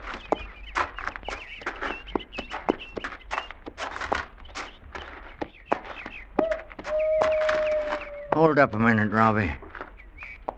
Well, you're tired? Oh, no. Listen.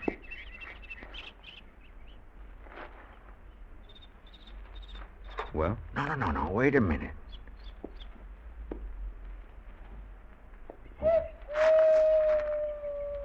What's the matter? Nothing. I'm just listening.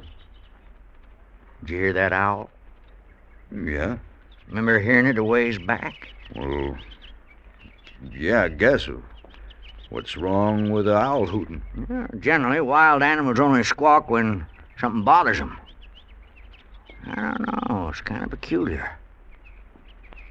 Let's keep moving. All right. Come on, Jimmy.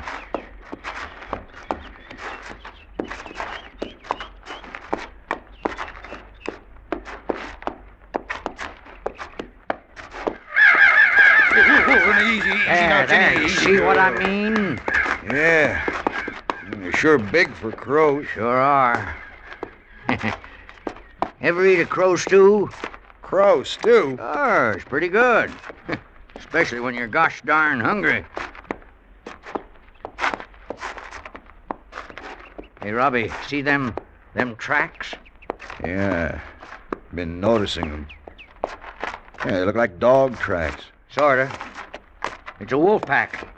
Tracks about a day old. Oh, lots of them around here. Oh, they're mean devils. Uh-oh. Let's get back into them rocks. What for? Come on.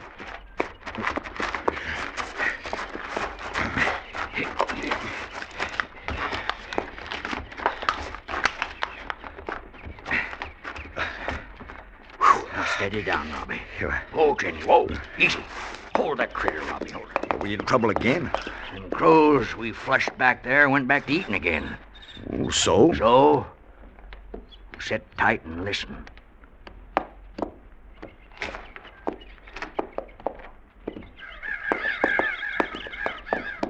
Mac, they flew away. They sure did.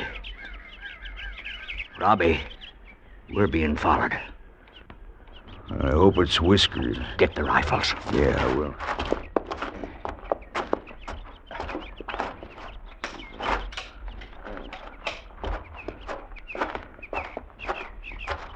Here. Yeah.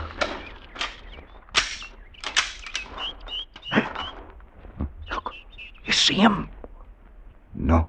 There. Where? That clump of pines. Oh. It's Whiskers, all right. Hey, wait. There's two of them. Yep. Him and the big guy that runs the saloon. You know, the guy that clobbered you. Yeah, yeah, it's him, all right. Remember, Mac, you asked me if I could kill for gold? Huh? Well, maybe I can give you an answer now.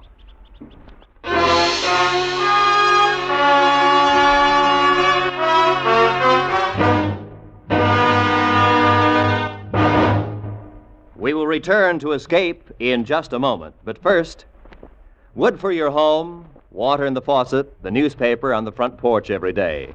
Behind all of these taken-for-granted items of everyday life are America's forests. Whenever a forest burns, those things are being destroyed, and we ourselves are destroying them, because 9/10 of all forest fires are man-made. Let's stop this needless destruction, and be careful of fire in forest areas. And now, back to Escape.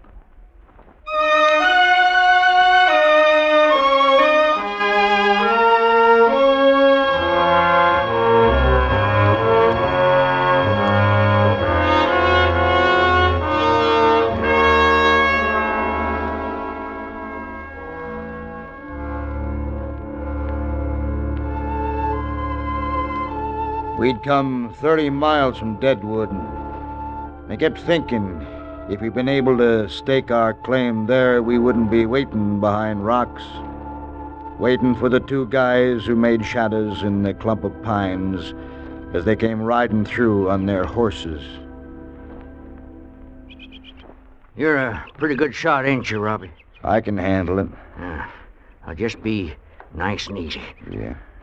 Yeah. We'll cover 'em first and see what they're up to. Gold, Mac. That's what they want. I reckon. It's funny about gold, Robbie. A body near kills himself a grubbing and a sweating for it. And then starts killing others just to keep it. Yeah. But it's a pile of gold, Mac.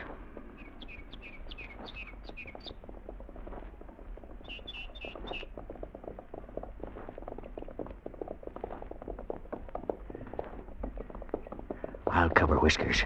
You take the big guy. Yeah. I'm gonna work that boy over real good. Yeah, but just wait till they get around that boulder. Looks like they're heading up the gallows. Stand right still, you guys. What's the idea? What are you following us for? Open country, innit? Now get off them horses, the both of you. Robbie, go get their guns. Right. Look out, Robbie! Oh, Mac! Mac! Watch yourself, Robbie. Mac! Mac, easy now. Easy, Mac. Hey, where'd he get you? Chest hurts. Oh, Mac. Gotta think what we do. No, take it easy, Mac. Take it easy here. Let's see what it looks like. It's pretty bad. I'll see now. Oh, man, I gotta stop the blood. Oh, Jenny, come back! Jenny, come back here! You all right, Robbie? Yeah. Our burro get away? Yeah. Here, give me my rifle, Robbie. Now, Mac, just lay still. Easy. Mac, I'm going over behind those rocks and talk back to that guy. Now, don't you move. Don't take a chance.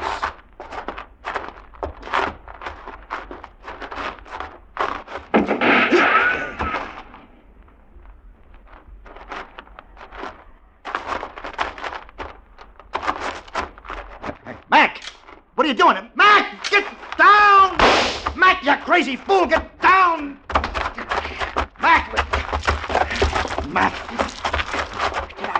Did I get him, Robbie? Yeah, you got whiskers. But easy now. Easy, Mac. You're bleeding hard. It hurts bad, too. Well, wait a minute. Here's some water for you. No. Easy, Mac. Come on now. Drink it. That's it. Fella ought to have real drink. Time like this. Hey, the big guy's tailing out, Mac. Oh, Robbie. Yeah, I'm here, Mac. You know where we are. Sure. I know. You get home all right? Yeah. We'll get home. It's wild here. Stay with the river. Only water around. Oh, now, Mac. You're gonna be all right, Mac. You hear? Mac. Mac.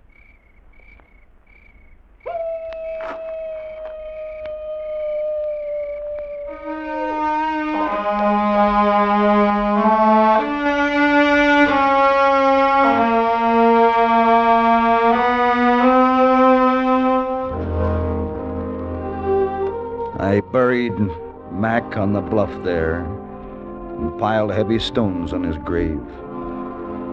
I stood there for a long time after I'd said the prayer. After a while, I left him and hunted for the burro. Late afternoon, when I found her back up the trail, I found what was left of her after the wolf pack pulled her down. I went back to the river and made camp for the night. And that's where he found me. Stand right still, mister. Huh? What? There's no move.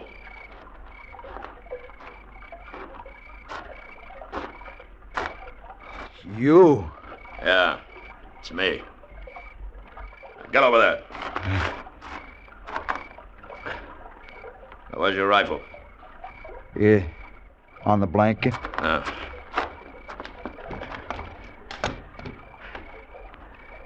I'm hungry.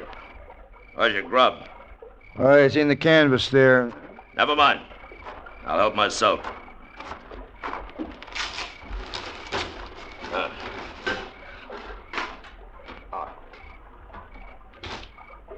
Now, you better go easy. It's all there is. Shut up! Oh, but that food's got to last till we get back. You ain't getting back.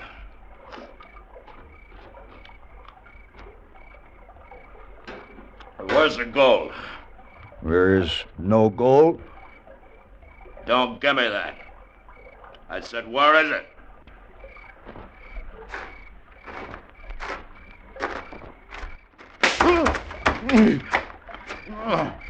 I ain't fooling. Now get up! Now where is it? Ain't gold. Ain't no gold. Time I get through with you, you'll be digging it for me. I said, where is it?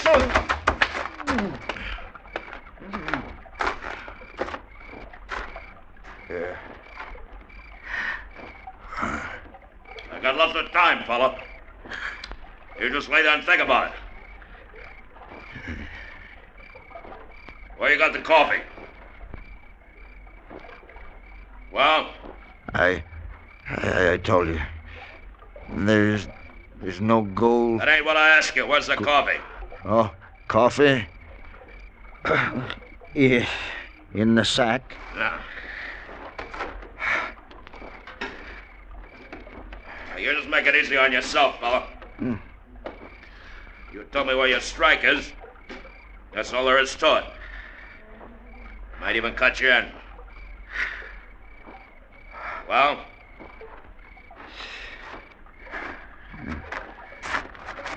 Answer me. I can't. Look, tell me where it is, and I'll let you in for half of it, huh? I Tell me!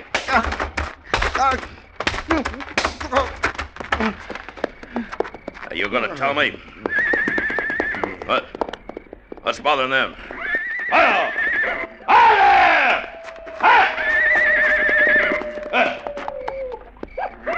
Hey, that's wolves! Hey, that's wolves! That's wolves!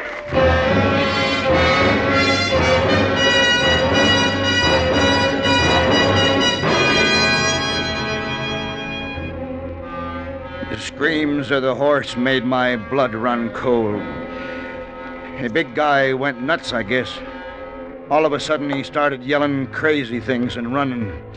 I heard him pound along the riverbed and splash into the water, and then he was gone. I piled sagebrush and wood on the fire and stood in its light and tried not to hear the agonized sounds of the horses. The wolves got 'em. And they left sometime in the night, but the morning was long coming. Then I saw what was left of the horse and took sick to my stomach. I got what gear there was and rolled it in a pack. I had 3 shells left for the rifle.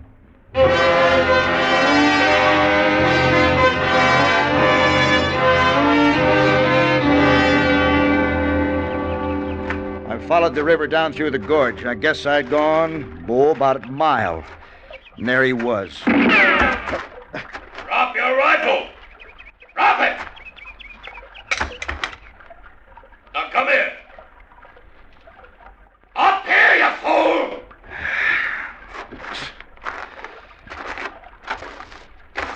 Hurry up! Well? That's close enough. You hurt, huh? Throw me your canteen. Water! I want water, you fool. This is empty. I know it. I told you I want water. I've been following this stream. There's no use carrying water. You want some? I'll get it for you. No, don't move. Are you hurt? It's my leg. It's broke.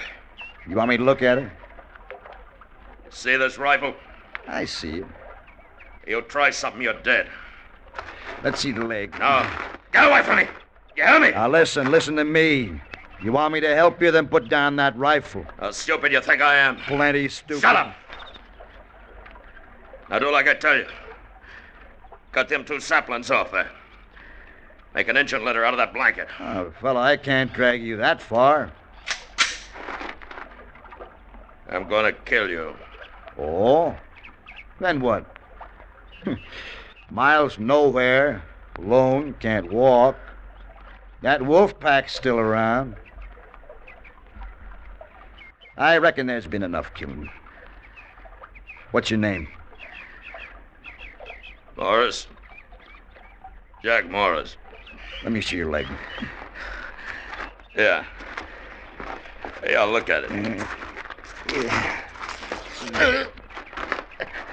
Yeah, it's a bad one. It's real bad. Hold me up.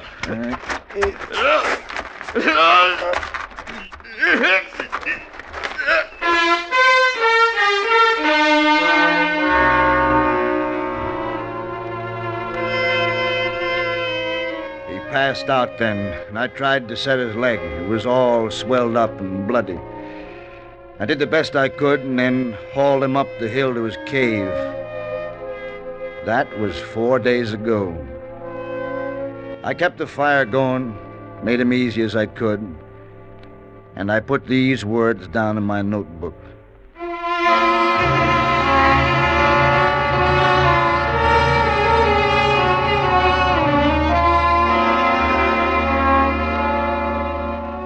Last night, the wolf pack found us. I built up the fire at the front of the cave, and they stayed back, howling. They're still there this morning, 7 of them. But I can't kill any more. Got no shells left. Morris died a few minutes ago. There's no more wood. The fire's low. It'll be gone soon.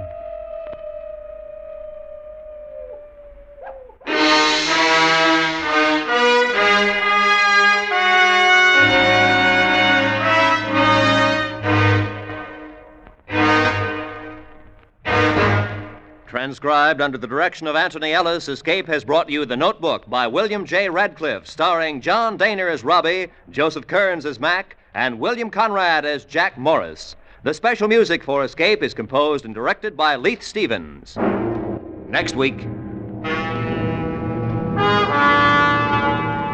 You are alone in a giant forest, seeking a way of escape, while around you, gaining with your every step, the relentless enemy, which is fire, is closing in from every side, until there will be only one way out, and that way is death. So listen next week when Escape brings you Anthony Ellis's exciting story, The Red Forest.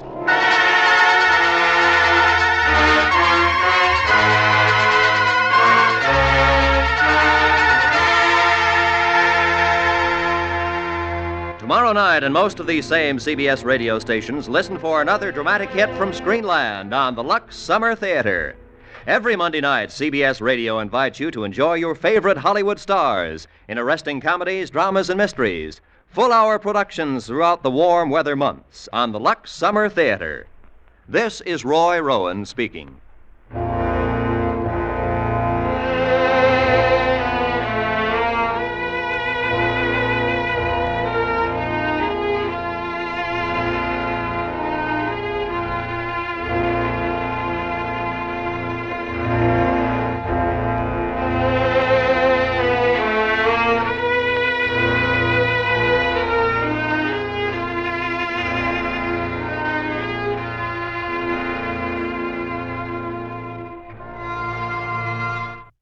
John Dehner and, of course, William Conrad in there with an episode of Escape 72 years ago, July 26, 1953. Visit our webpage at classicradio.stream.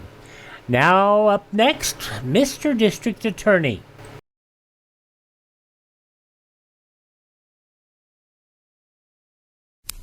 In the next episode of the series, If Freedom Failed, you'll hear what happens to sports in a closed society. Listen to James Whitmore as Rudy Gans in The Ball Player. Thought I told you to bunt. I know you did, Casey. But with all them men on base, I just couldn't do it. Especially the way them Russians was grinning like the game was in a bag. Don't miss If Freedom Failed. Hear what could happen in an ordinary American town if communism took over the United States. Okay, we continue now on Classic Radio Theater with Wyatt Cox with an episode of Mr. District Attorney. David Bryan starring as District Attorney. This episode also from July 26, 1953. Mr. District Attorney, starring David Bryan. Mr. District Attorney, champion of the people, defender of truth, guardian of our fundamental rights to life, liberty, and the pursuit of happiness.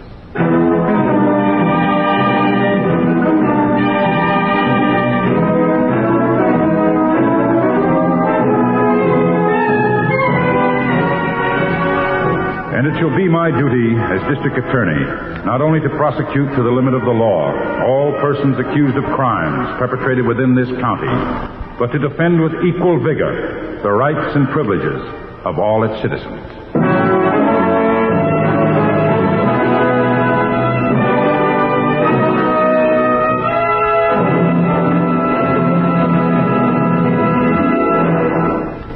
This is David Bryan.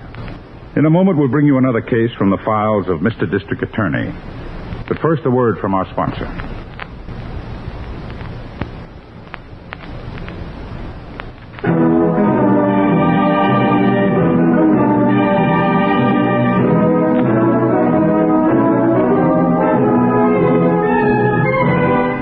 And now, here is our star, David Bryan, as Paul Garrett, Mr. District Attorney.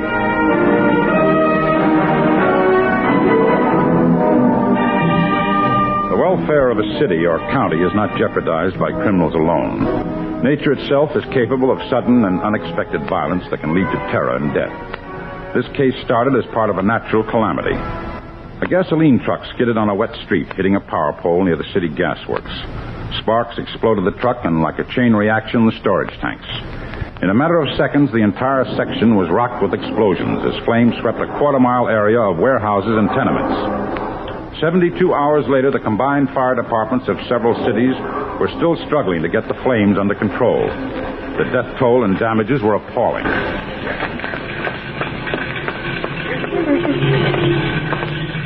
Look, just look at that smoke. Did you get the late edition of the paper? Yeah, 300 dead so far, more than 100 still missing. Lots of bodies unidentified. What are the names for that? The list of dead. Oh, right there on page 1. Only about 20 identified so far. Is Ralph's name one of the... No. He's probably all right. A working square like him would be all right. But he had a job washing dishes in that diner right by the gas tank. The explosion started. Stop blubbering. Do you want to draw attention to me? No, Bert. But he is my brother. I've got to worry about him, too, don't I? He's probably dead.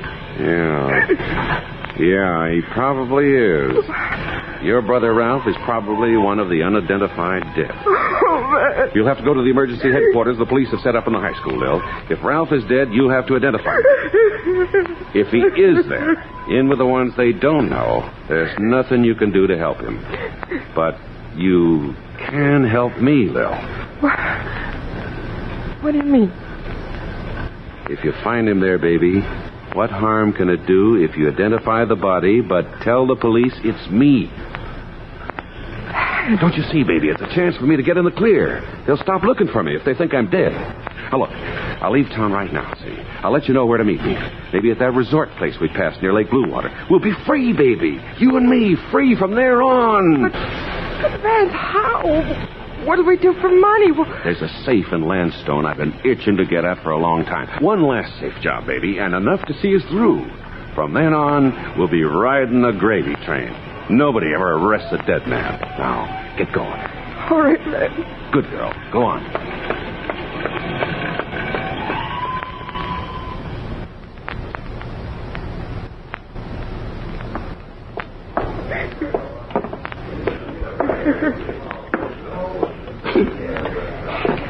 You're sure your husband isn't at any of the other places where bodies are being held? The city morgue? No. Only the identified ones are there.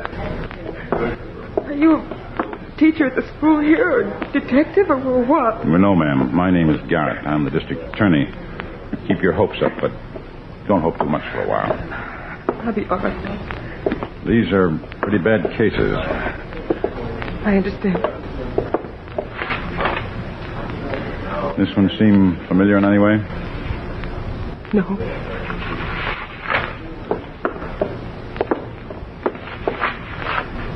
This one? No.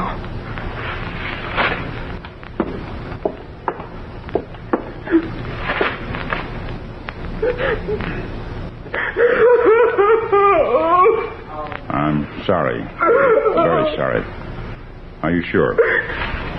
That ring on his finger. I know it isn't easy, but try to get a grip.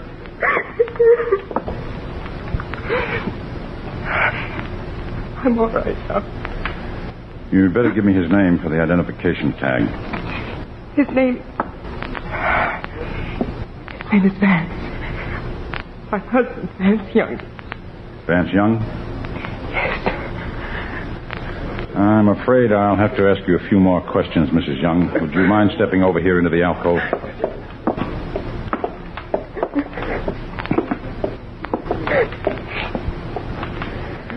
I know this is most unpleasant for you at a time like this, Mrs. Young. It's unpleasant for me, too, but I have to ask you. It may be just a similarity of names, but did your husband have a criminal record? Yes. Yes, he did. Did you know he was wanted in several states for burglary, safecracking? Does that matter now? He's dead, isn't he? Yes. I'm sorry I had to do this, Mrs. Young. You will find several men at desks outside that door at the back of the gym. They'll help you with the funeral arrangements. All right. Thank you. That's Young. Excuse me, please. Oh, hello, Chief. No. Hello, Harrington. The mayor and the head of the disaster committee want to see you. Where are they? Riverside Garage. They're converting it into a temporary emergency hospital. Regular hospital's overflowing. You'll be ready for your hospital yourself soon. You look tired. Oh, I'm all right. I'll be glad when this is over, though. I hope we never see anything like it again. Yeah. This identification job is the worst of it. I've helped with 5 today. You stand there with somebody, watch their lives fall apart because of a freak accident. That woman I just saw you with, did she find somebody? Yes, her husband. Harrington, the man she identified was Vance Young. Vance Young? The safecracker? Yes. Was he hiding out in the tenement district? No, she said he had gone to visit a friend at a diner near the gasworks just about a half hour before the explosion. Well, I guess the explosion closed our files on him for good. Oh, when you check back to the office tonight, have Miss Miller put out a bulletin to all law enforcement agencies. Take Vance Young off the wanted list. There's no point in looking for a dead man.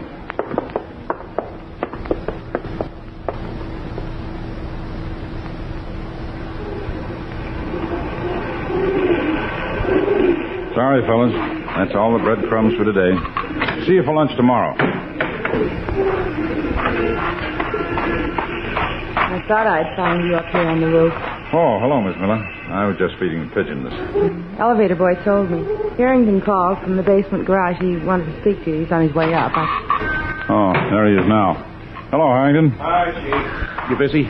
No. What's the matter? Well, I had to stop in at the county sheriff's office a few minutes ago. While I was there, his deputy called in from Landstone. Something he thought we might look into. What? A safe at the Landstone Mercantile Company was burglarized last night. A payroll job.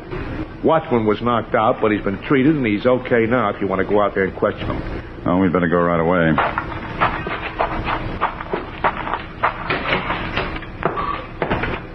The elevator. I'll ring. What was it, Harrington? A safe cracking? Yeah. Well, at least there's one safe specialist we can eliminate right from scratch on this one. Who? Vance Young. Oh, yes. I'd almost forgotten about him. Dead men don't rob safes, do they? Here's the elevator now.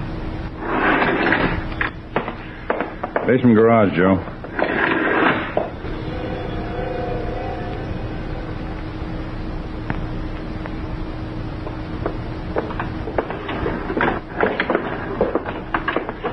Well, this is the layout, Chief, according to the deputy's report. These back rooms are used for storage.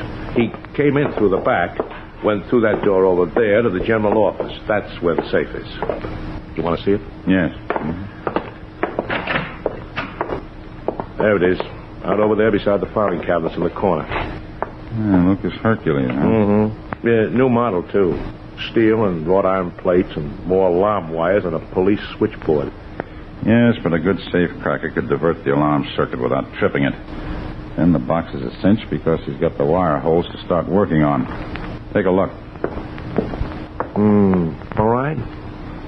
Back plate is blown clear off. Doesn't even look like he used a drill. No, small nitro charges in the wire holes, and it was as good as having the combination. Oh, give me a yell for the watchman, will you? Yeah, sure.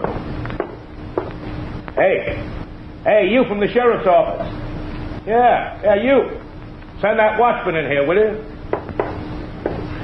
Oh, here's where the circuit was jumped, Harrington. Neat hookup. Mm-hmm. Lab crew take a complete set of photos? They always do. Oh, here comes the watchman. You fellas want to see me? I'm the watchman.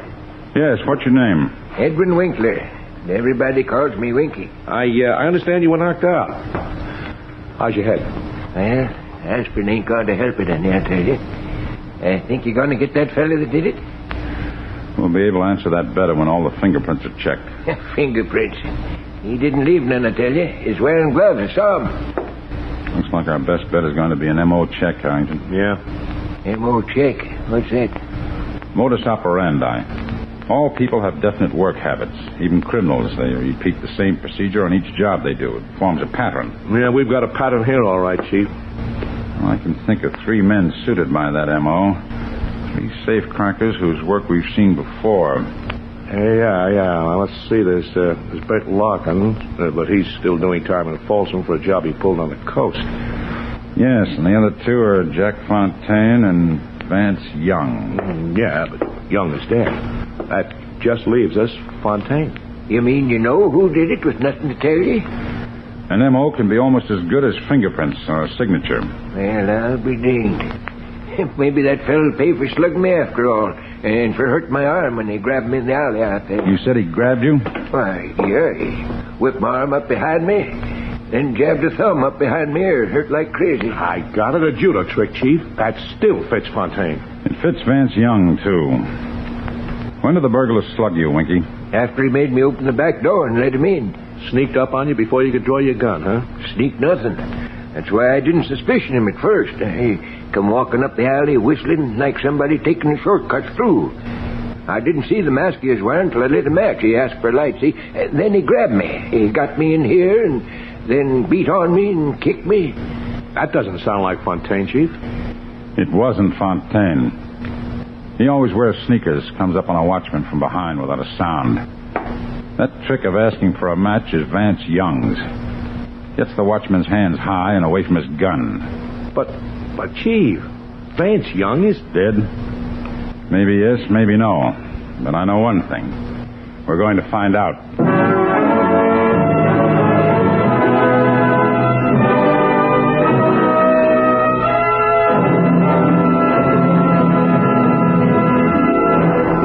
This is David Bryan. Before we continue with Mr. District Attorney in the case of the living dead man, here is an important message from our sponsor.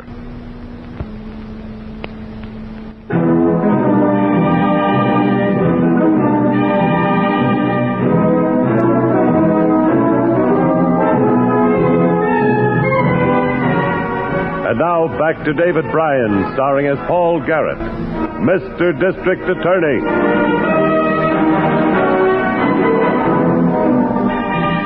Explosions and fire in a natural disaster had destroyed a section of the city, killing more than 300 people. One of the dead had been identified by his wife, who admitted him to be a notorious safecracker wanted by the police. But now, suddenly, we were faced with a crime having all the earmarks of being committed by the man we thought to be dead. I went back to the office and started to check through the records. Here's the information you wanted on Young's wife, Mr. Garrett. Oh, thanks. She gave her name as Lillian Young when she arranged burial with the disaster committee. Did she give an address? Yes, 1310 Morton Avenue. There's something the police made a notation on, though. What? That ring she said she identified the body by? Yes. Well, the undertaker turned it into the property claims division, but she's never showed up to claim it. No, I don't understand it. I swear to you, Miss Miller, that woman was not putting on an act. She was hurt. Very deeply hurt, and she made that identification. Come in. Hi, Chief. Well, what'd you find, Harrington? Well, I checked on the tag number on the body. Young's body, or whoever it was. Fire department code showed that it was found in the vicinity of that diner by the gas works, all right. That's where the worst ones came from, the heart of that first explosion. All right, here's what we do. Mrs. Young didn't claim the ring she used in identification. Get it from the property section. I'll give you an order. Yeah. Lots of workers who escaped the blast, truckers and people like that, might have eaten at that diner. See if any one of them can remember seeing that ring before. See if they can tell you who owned it. Right. Meanwhile, Miss Miller, I want you to check the Hall of Records. Find out when and where Young and that woman were married. I want her maiden name, where she came from, everything we can get on her. Yes, sir. Where will you be, Chief, when I get finished? I'm going to try the home address Mrs. Young gave. You can follow me out there if you get anything.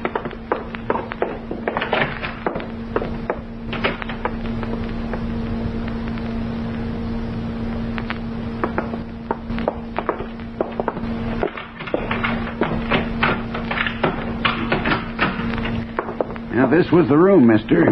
If there was anything they did, I didn't know about it. My wife and I run a respectable place here, and I'm sure you do, Mr. Johnson. I just want to look around. Yeah, well, as I said, they didn't leave a thing. They only lived here 5-6 weeks, all told. You get to know the husband very well? To tell the truth, I hardly ever saw him. Come to think of it, I haven't seen him in more than a week since the big fire. He went out one night while that was going on and never did come back. But you say his wife left only yesterday. Yeah, right after the morning mail come. She gave him the keys to the room and packed up and left. After the mail, hmm? You know if she got a letter from anybody? Yeah, but I didn't see who from or where from. She waited for the postman most every morning. I got a house to take care of. Maybe Charlie can tell you where she went. Charlie? Yeah, a cab driver has the hack stand right up in the corner. She called him when she got packed. Oh, there's Charlie's cab now. You can see through the window. He just pulled up. Thanks. I'll talk to him. Yeah, so long. So long.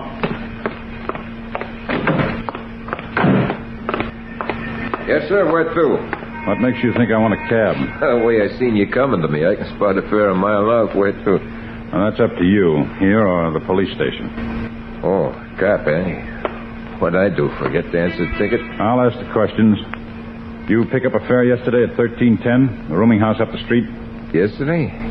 Now, let me think. Think faster. The landlord said you did. A woman named Lillian Young. Okay, so I picked her up. So what? Where'd you take her? Bus depot. You know which bus she took? No, I don't. But whatever it was, it left 11:05. You're sure of that? I ought to be sure. Almost got a ticket for speeding to get to it. We'd had plenty of time. It shouldn't make me come dashing back here the first time after we was almost halfway to the depot. Dashing back where? Back to the rooming house? No, back to the laundry up the street there. I guess she had some stuff in there, although she didn't bring a bundle out with her. Place up the street, huh? That's right. Hop in, I'll drive you up there. Oh, thanks, but there's a friend of mine I can ride with. Hello, Harrington. Come on, hop in. I was just heading for the rooming house when I spotted you talking to the cabbie. What's up? Young's been missing since the fire. But Mrs. Young checked out yesterday after getting the morning mail. Caught an 11:05 bus. 11:05. Yeah, that's a northbound, I think. Upstate in the mountain areas. Oh, we can check it later. You got anything on the ring? Oh, yeah. A guy who was off duty at the gas works when they blew. He used to eat at that diner. Said the ring belonged to a counterman named Ralph Brenner. He must have been our dead man. And Mrs. Young must have known him to cry the way she did. Oh, she knew him all right. Miss Miller checked on her. Her maiden name was Lillian Brenner. The guy in the diner was her brother. And that's why she was so broken up. And what's our move? The bus depot? No, a laundry up the street. What? Why? Because that's the last place Lillian Young stopped before she left town.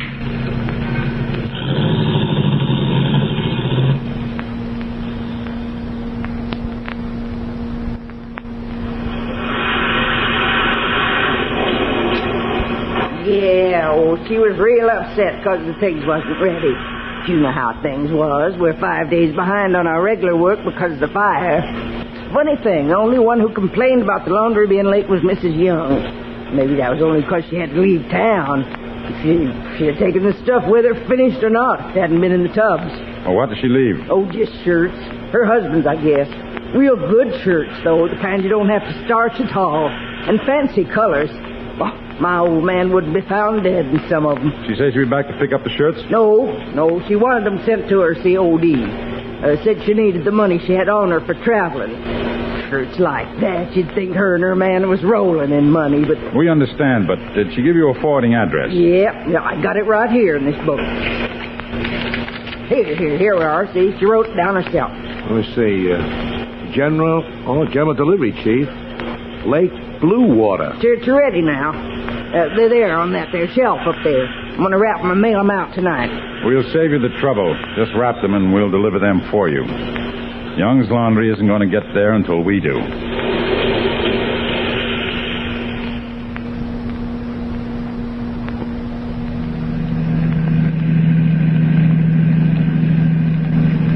There's the road sign now, Chief. Blue Water. 25 miles speed limit. Better slow down. Yeah, not that there's any need to. That's mostly for summer. Season's over now. Regular residents turn in early. Oh, just the same. It's the law. Yeah. Looks like you're right, though. Main Street's practically deserted. Mm-hmm. Looks like everything's closed up for the night already, except for the movie and the drugstore. Hey, we better find the hotel and turn in. No, I think we better drive out of town. Find a motel someplace on the highway. Motels up here aren't much. Mostly cabins with kitchens along the shore of the lake when we get past town. No, here's the end of town now. I can let her out here a little. I won't mind spending the night beside the lake. Air is crisp and fresh. By midnight, it'll be crisp and frozen. Here's the lakeshore turnoff. I hope we find a place open. We will. Some of the owners must stay on to do post-season repairs. You know, Chief, funny thing about Young's wife remembering his shirts even when she was getting ready to run. I guess it's force of habit for a woman, huh? Strong thing, Habit. Young safe-cracking Habits tipped us that he was still alive. Now, maybe his wife's habits are going to make him wish he were dead again. I think... Stop the car, Harrington. Huh? What is it? What's the matter? I just saw something. Back up. About 50 feet. What was it? Just a flash of something through the trees. Back up.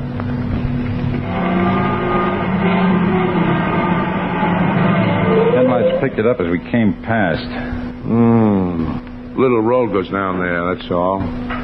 Wooden sign on that tree. Foster's Cabins. Oh, yeah.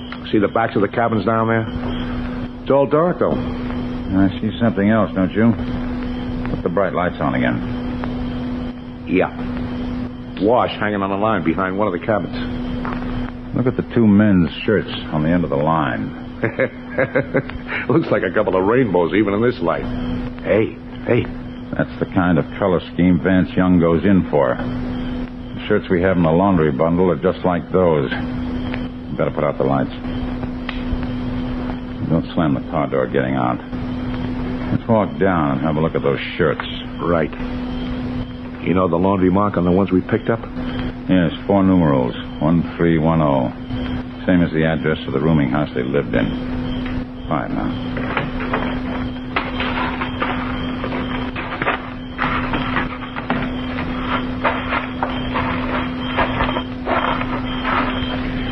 Got your flashlight handy? Yeah.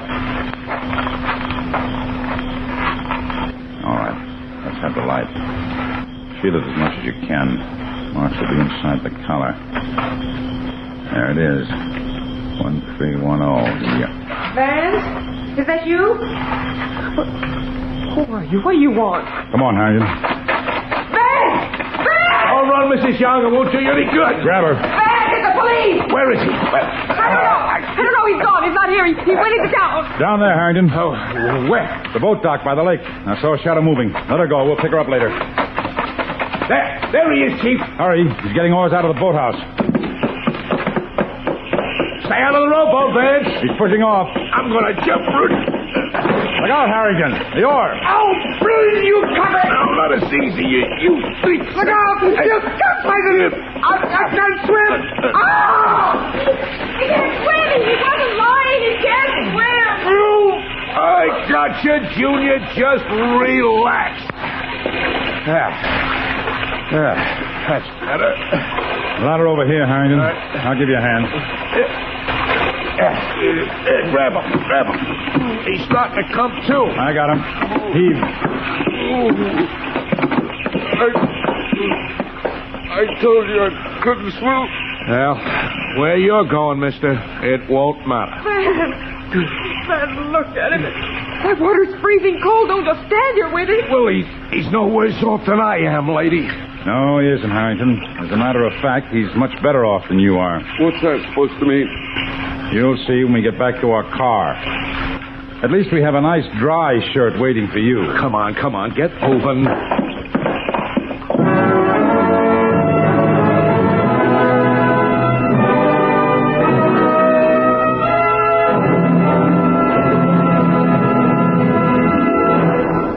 This is David Bryan again. I hope you've enjoyed this case from the file of Mr. District Attorney. I'll be back in just a moment after this message from our sponsor.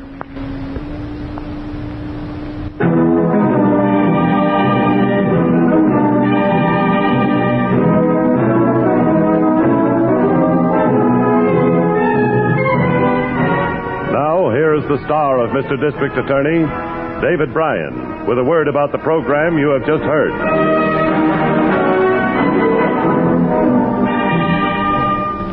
Having been convicted 3 times previously for felonies, Vance Young, on this 4th conviction for burglary and assault, was sentenced to life imprisonment as an incorrigible criminal.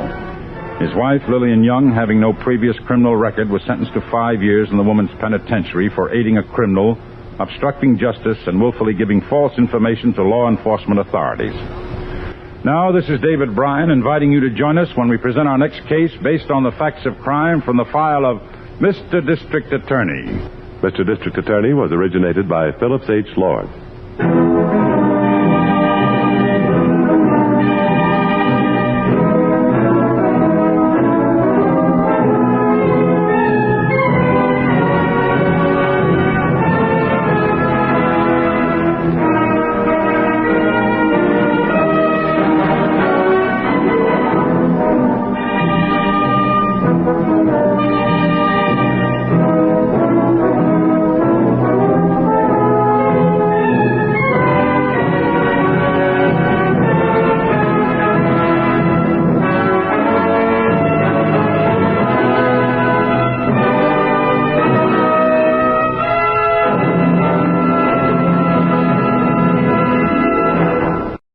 And there you go, going back 72 years, July 26, 1953, Mr. District Attorney on Classic Radio Theater with Wyatt Cox. Up next, a letter to Adolf Hitler.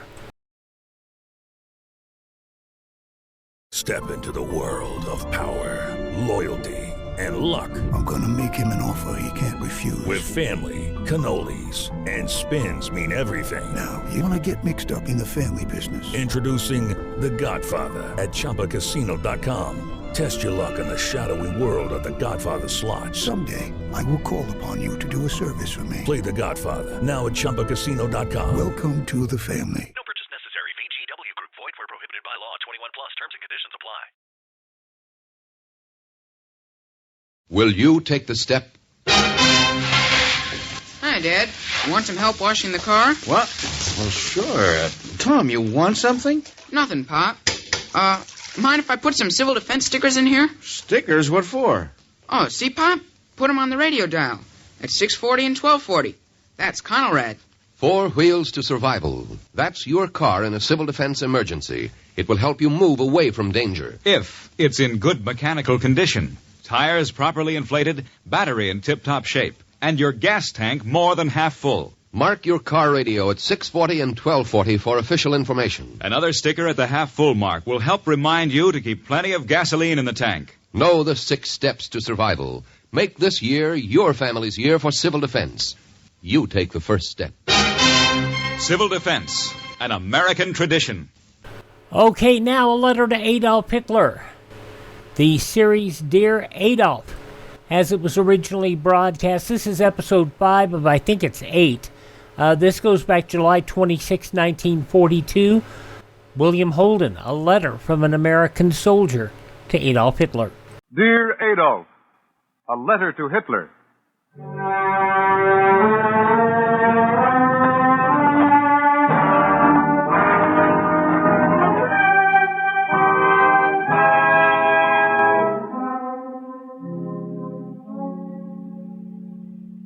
The National Broadcasting Company, in cooperation with the Council for Democracy, presents Dear Adolf, a series of 6 narrative letters written each week by Stephen Vincent Benet, one of the nation's greatest writers. These broadcasts are based upon actual letters written to Hitler by Americans. Today's program, the 5th of the series, presents the well-known screen actor William Holden, who is now a private in the United States Army Signal Corps at the Photographic Center, Astoria, Long Island. Private Holden will relate the views of an American soldier as he addresses a letter to Hitler.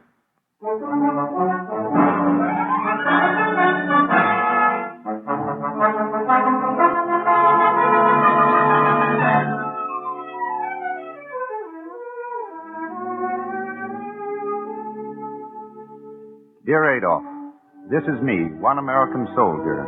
My dog tag number's in the millions. My draft number came out of the hat in every state in the Union. I'm from Janesville and Little Rock, Monroe City and Nashua. I'm from Blue Eye, Missouri and the sidewalks of New York. I'm from the Green Mountains and the big sky-hooting plains, from the roll of the prairie and the rocks of Marblehead, from the little towns where a dog can go to sleep in the middle of Main Street, and the nickel-plated suburbs and the cities that stick their skyscrapers into the sky. I used to be a carpenter and a school teacher, a soda jerker and a mechanic. I used to be a hacky and a farmhand, a leg man and a bookkeeper, the son of a guy with money and the son of a guy with none. But I'm a soldier now, 4 1/2 of us by the end of this year. Listen to the roll call. Adamowski, Adams, Anderson, Bailey, Bertillo, Brown. That's my outfit. That's us, the biggest and best trained army ever raised on American soil. Ski troops and parachute troops, motorized and mechanized, tank troops and tank destroyers, cooks and cryptographers, bakers and bombardiers. Cohen, Costello, Dougherty, Deros, DuPont. From Alaska to Australia, from Australia to Ulster, in the cold skies and the hot, under desert suns and fierce skies and jungle rains. That's us, the United States Army.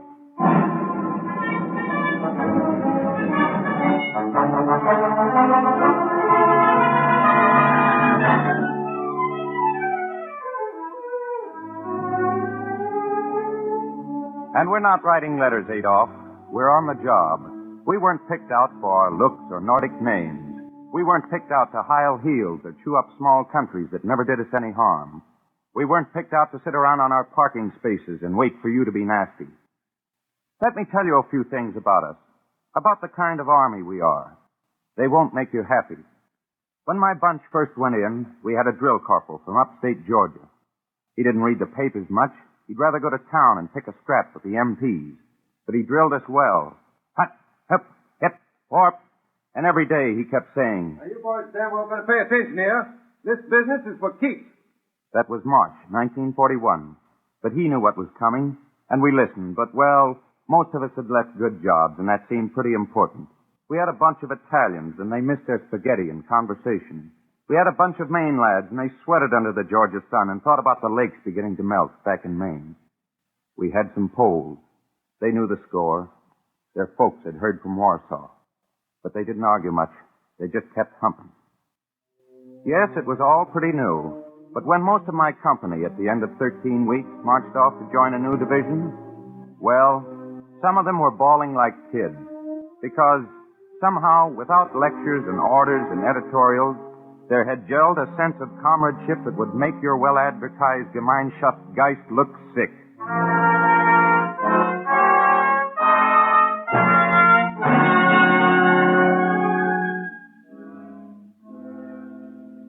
And then we trained some more and waited for the answer you gave us that Sunday, you and your Axis pals.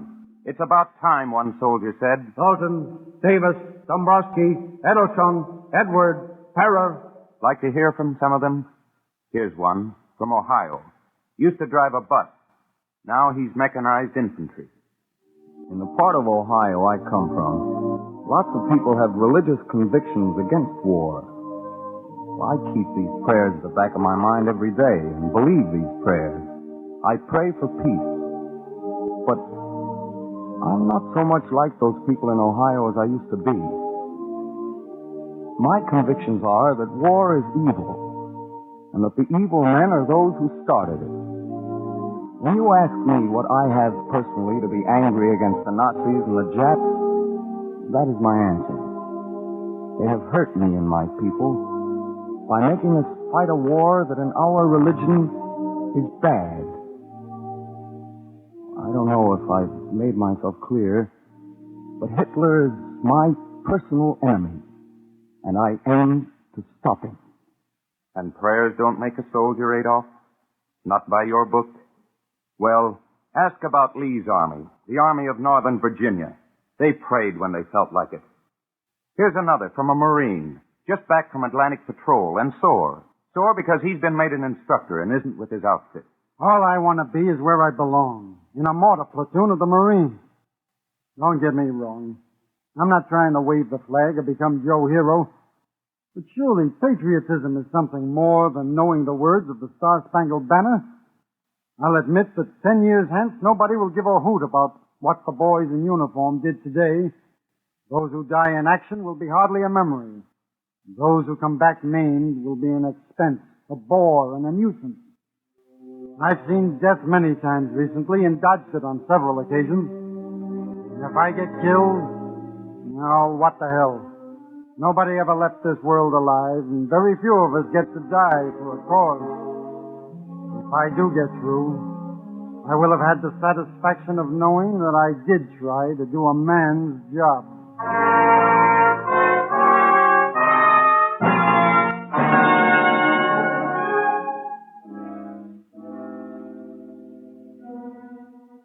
And here's a letter from Bataan, February 12th, 1942.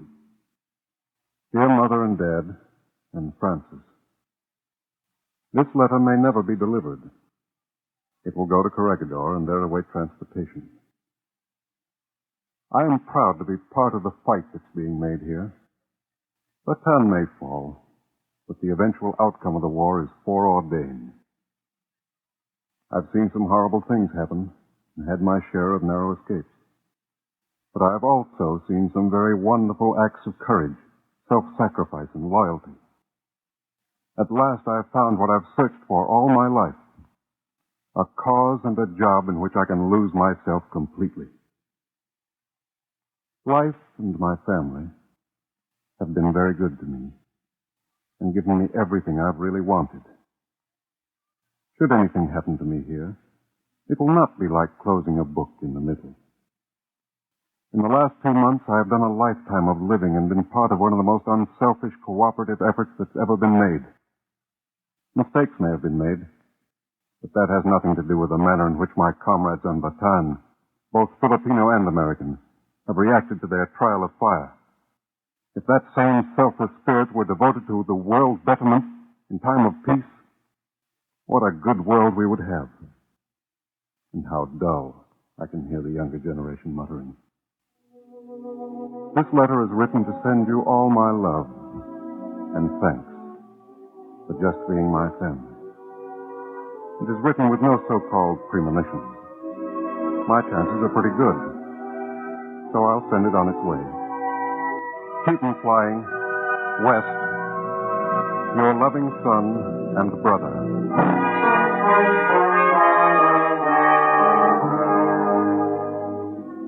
No, we haven't heard from that lieutenant. Not since Corregidor fell. But we'll keep 'em flying. We're not talking about being Joe Hero. There's a long, dirty, bloody job ahead of us, and we know that. Wars mean filth and thirst and pain and the scream of dive bombers on top of you and going on to the end of your endurance and beyond. Wars mean seeing your best friend killed beside you, and it's only afterwards you have time to think about him, because the line must be held. All right, mister. You started it rolling. We know the score. We're the guys who take cars apart and put them together, just for fun. We're the guys who fiddle with radio sets and are crazy about the comics, Batman and Terry and the Pirates and Donald Duck, and all kinds of people who do things they aren't supposed to do. The Army wasn't supposed to get away with bombing Tokyo, but they did it. The Navy wasn't supposed to sink 4 Jap air carriers in the Battle of Midway, but they did it. We don't build armies just to put guys in uniform and shove civilians around. We build them to fight and win battles. We build them just the same way we built the Boulder Dam, and out of the same kind of stuff.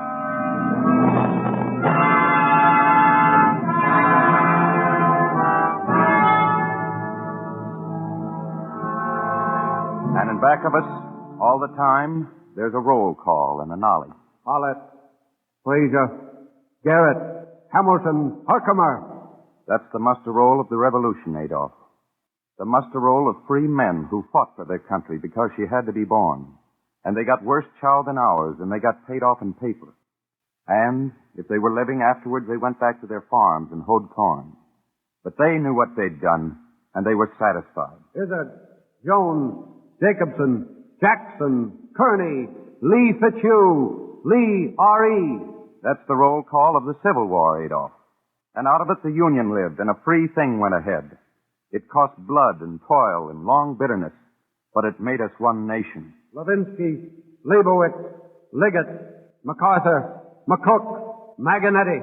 And that's the last war, Adolf. The Rainbow Division and the First Division and all the divisions. The 2 million who went to France. And we came in late and had to borrow other folks' equipment because ours wasn't ready. But the record's written from Cantini to the Argonne. This time we'll have the equipment. Our factories are turning it out. And this time we aren't going to stop with just saving democracy and then running out on it. This time we're after a durable peace. And that isn't your kind. Nathan, Nininger, O'Brien, O'Hare, Orlando. That's a few of the new names, Adolf. No, the roll isn't finished. It won't be finished until you are. Papagos, Patterson, Prakash, Pryor, Grittanilla, Quesado, Hugh Lung. Chinese, Italian, Greek, Bohemian, British, Mexican. The sons of men who fought 6 wars and won them. The sons of men who came here to get away from wars. We don't like being ordered around, though we'll take it and like it in wartime. We think that one man's just as good as the next, and maybe better. If we feel like going to church, we'll go to the church we pick out, and the next guy can go to his. If we want to get married, we'll marry the girl we like, and the guy who makes a crack about her ancestry had better look out for his teeth. If we don't like the people who run our government, we'll change them by peaceable election. That's us. That's our platform. And behind us are 130 million Americans. Rakonski, Rattray, Rourke, Saltonstall, Sekapanowitz, All the funny names there are. Yes, Adolf, the old names and the new. The names that made America from Jamestown to the Cherokee Strip and back and forth and across and up and down. Only this time the building will be bigger than anything we've ever tried. This time the roll call will not end with the armistice. Camacho, Chiang Kai-shek, Churchill, Cripps, Curtin, De Gaulle, Litvinov, Kazan, Roosevelt, Stalin, Van Mock, Wallace, Wilkie. Yes, this time it's for a new world, but not for yet. Now it's the march in the mud and the heat on the steel box of the tank and the stutter of a tail gun from a bombing plane. And yet... The command is forward. Now it's fever and wounds and the stink of the slit trench. And yet... The command is forward. The command is forward. March!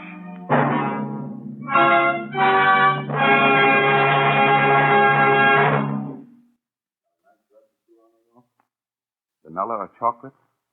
Well, make it a double one with maraschino. You'll need it before we're through. You have just heard Dear Adolf, starring Private William Holden, the fifth of a series of 6 narrative letters written each week by Stephen Vincent Benet and presented by the National Broadcasting Company in cooperation with the Council for Democracy. The program was directed by William Sweets with original music composed by Tom Bennett and conducted by Joseph Stopak. These broadcasts are based upon actual letters written to Hitler by Americans. Won't you send in your own letter to Dear Adolf? Listen next week to a foreign-born American's letter to Hitler with Joseph Schildkraut as narrator. Copies of today's Dear Adolf letter from an American soldier may be secured without cost by writing directly to the Council for Democracy, 11 West 42nd Street, New York City. This program came to you from New York. This is the National Broadcasting Company. From 83 years ago, July 26, 1942, Dear Adolf, here on Classic Radio Theater with Wyatt Cox. Visit our webpage at classicradio.stream. We'll see you tomorrow with the lineup, Somebody Knows, Crime and Peter Chambers, Crime Classics, and Lum and Abner. Thanks so much for being with us. We'll see you tomorrow on our Sunday edition of Classic Radio Theater. Have a great day. I'm Wyatt Cox.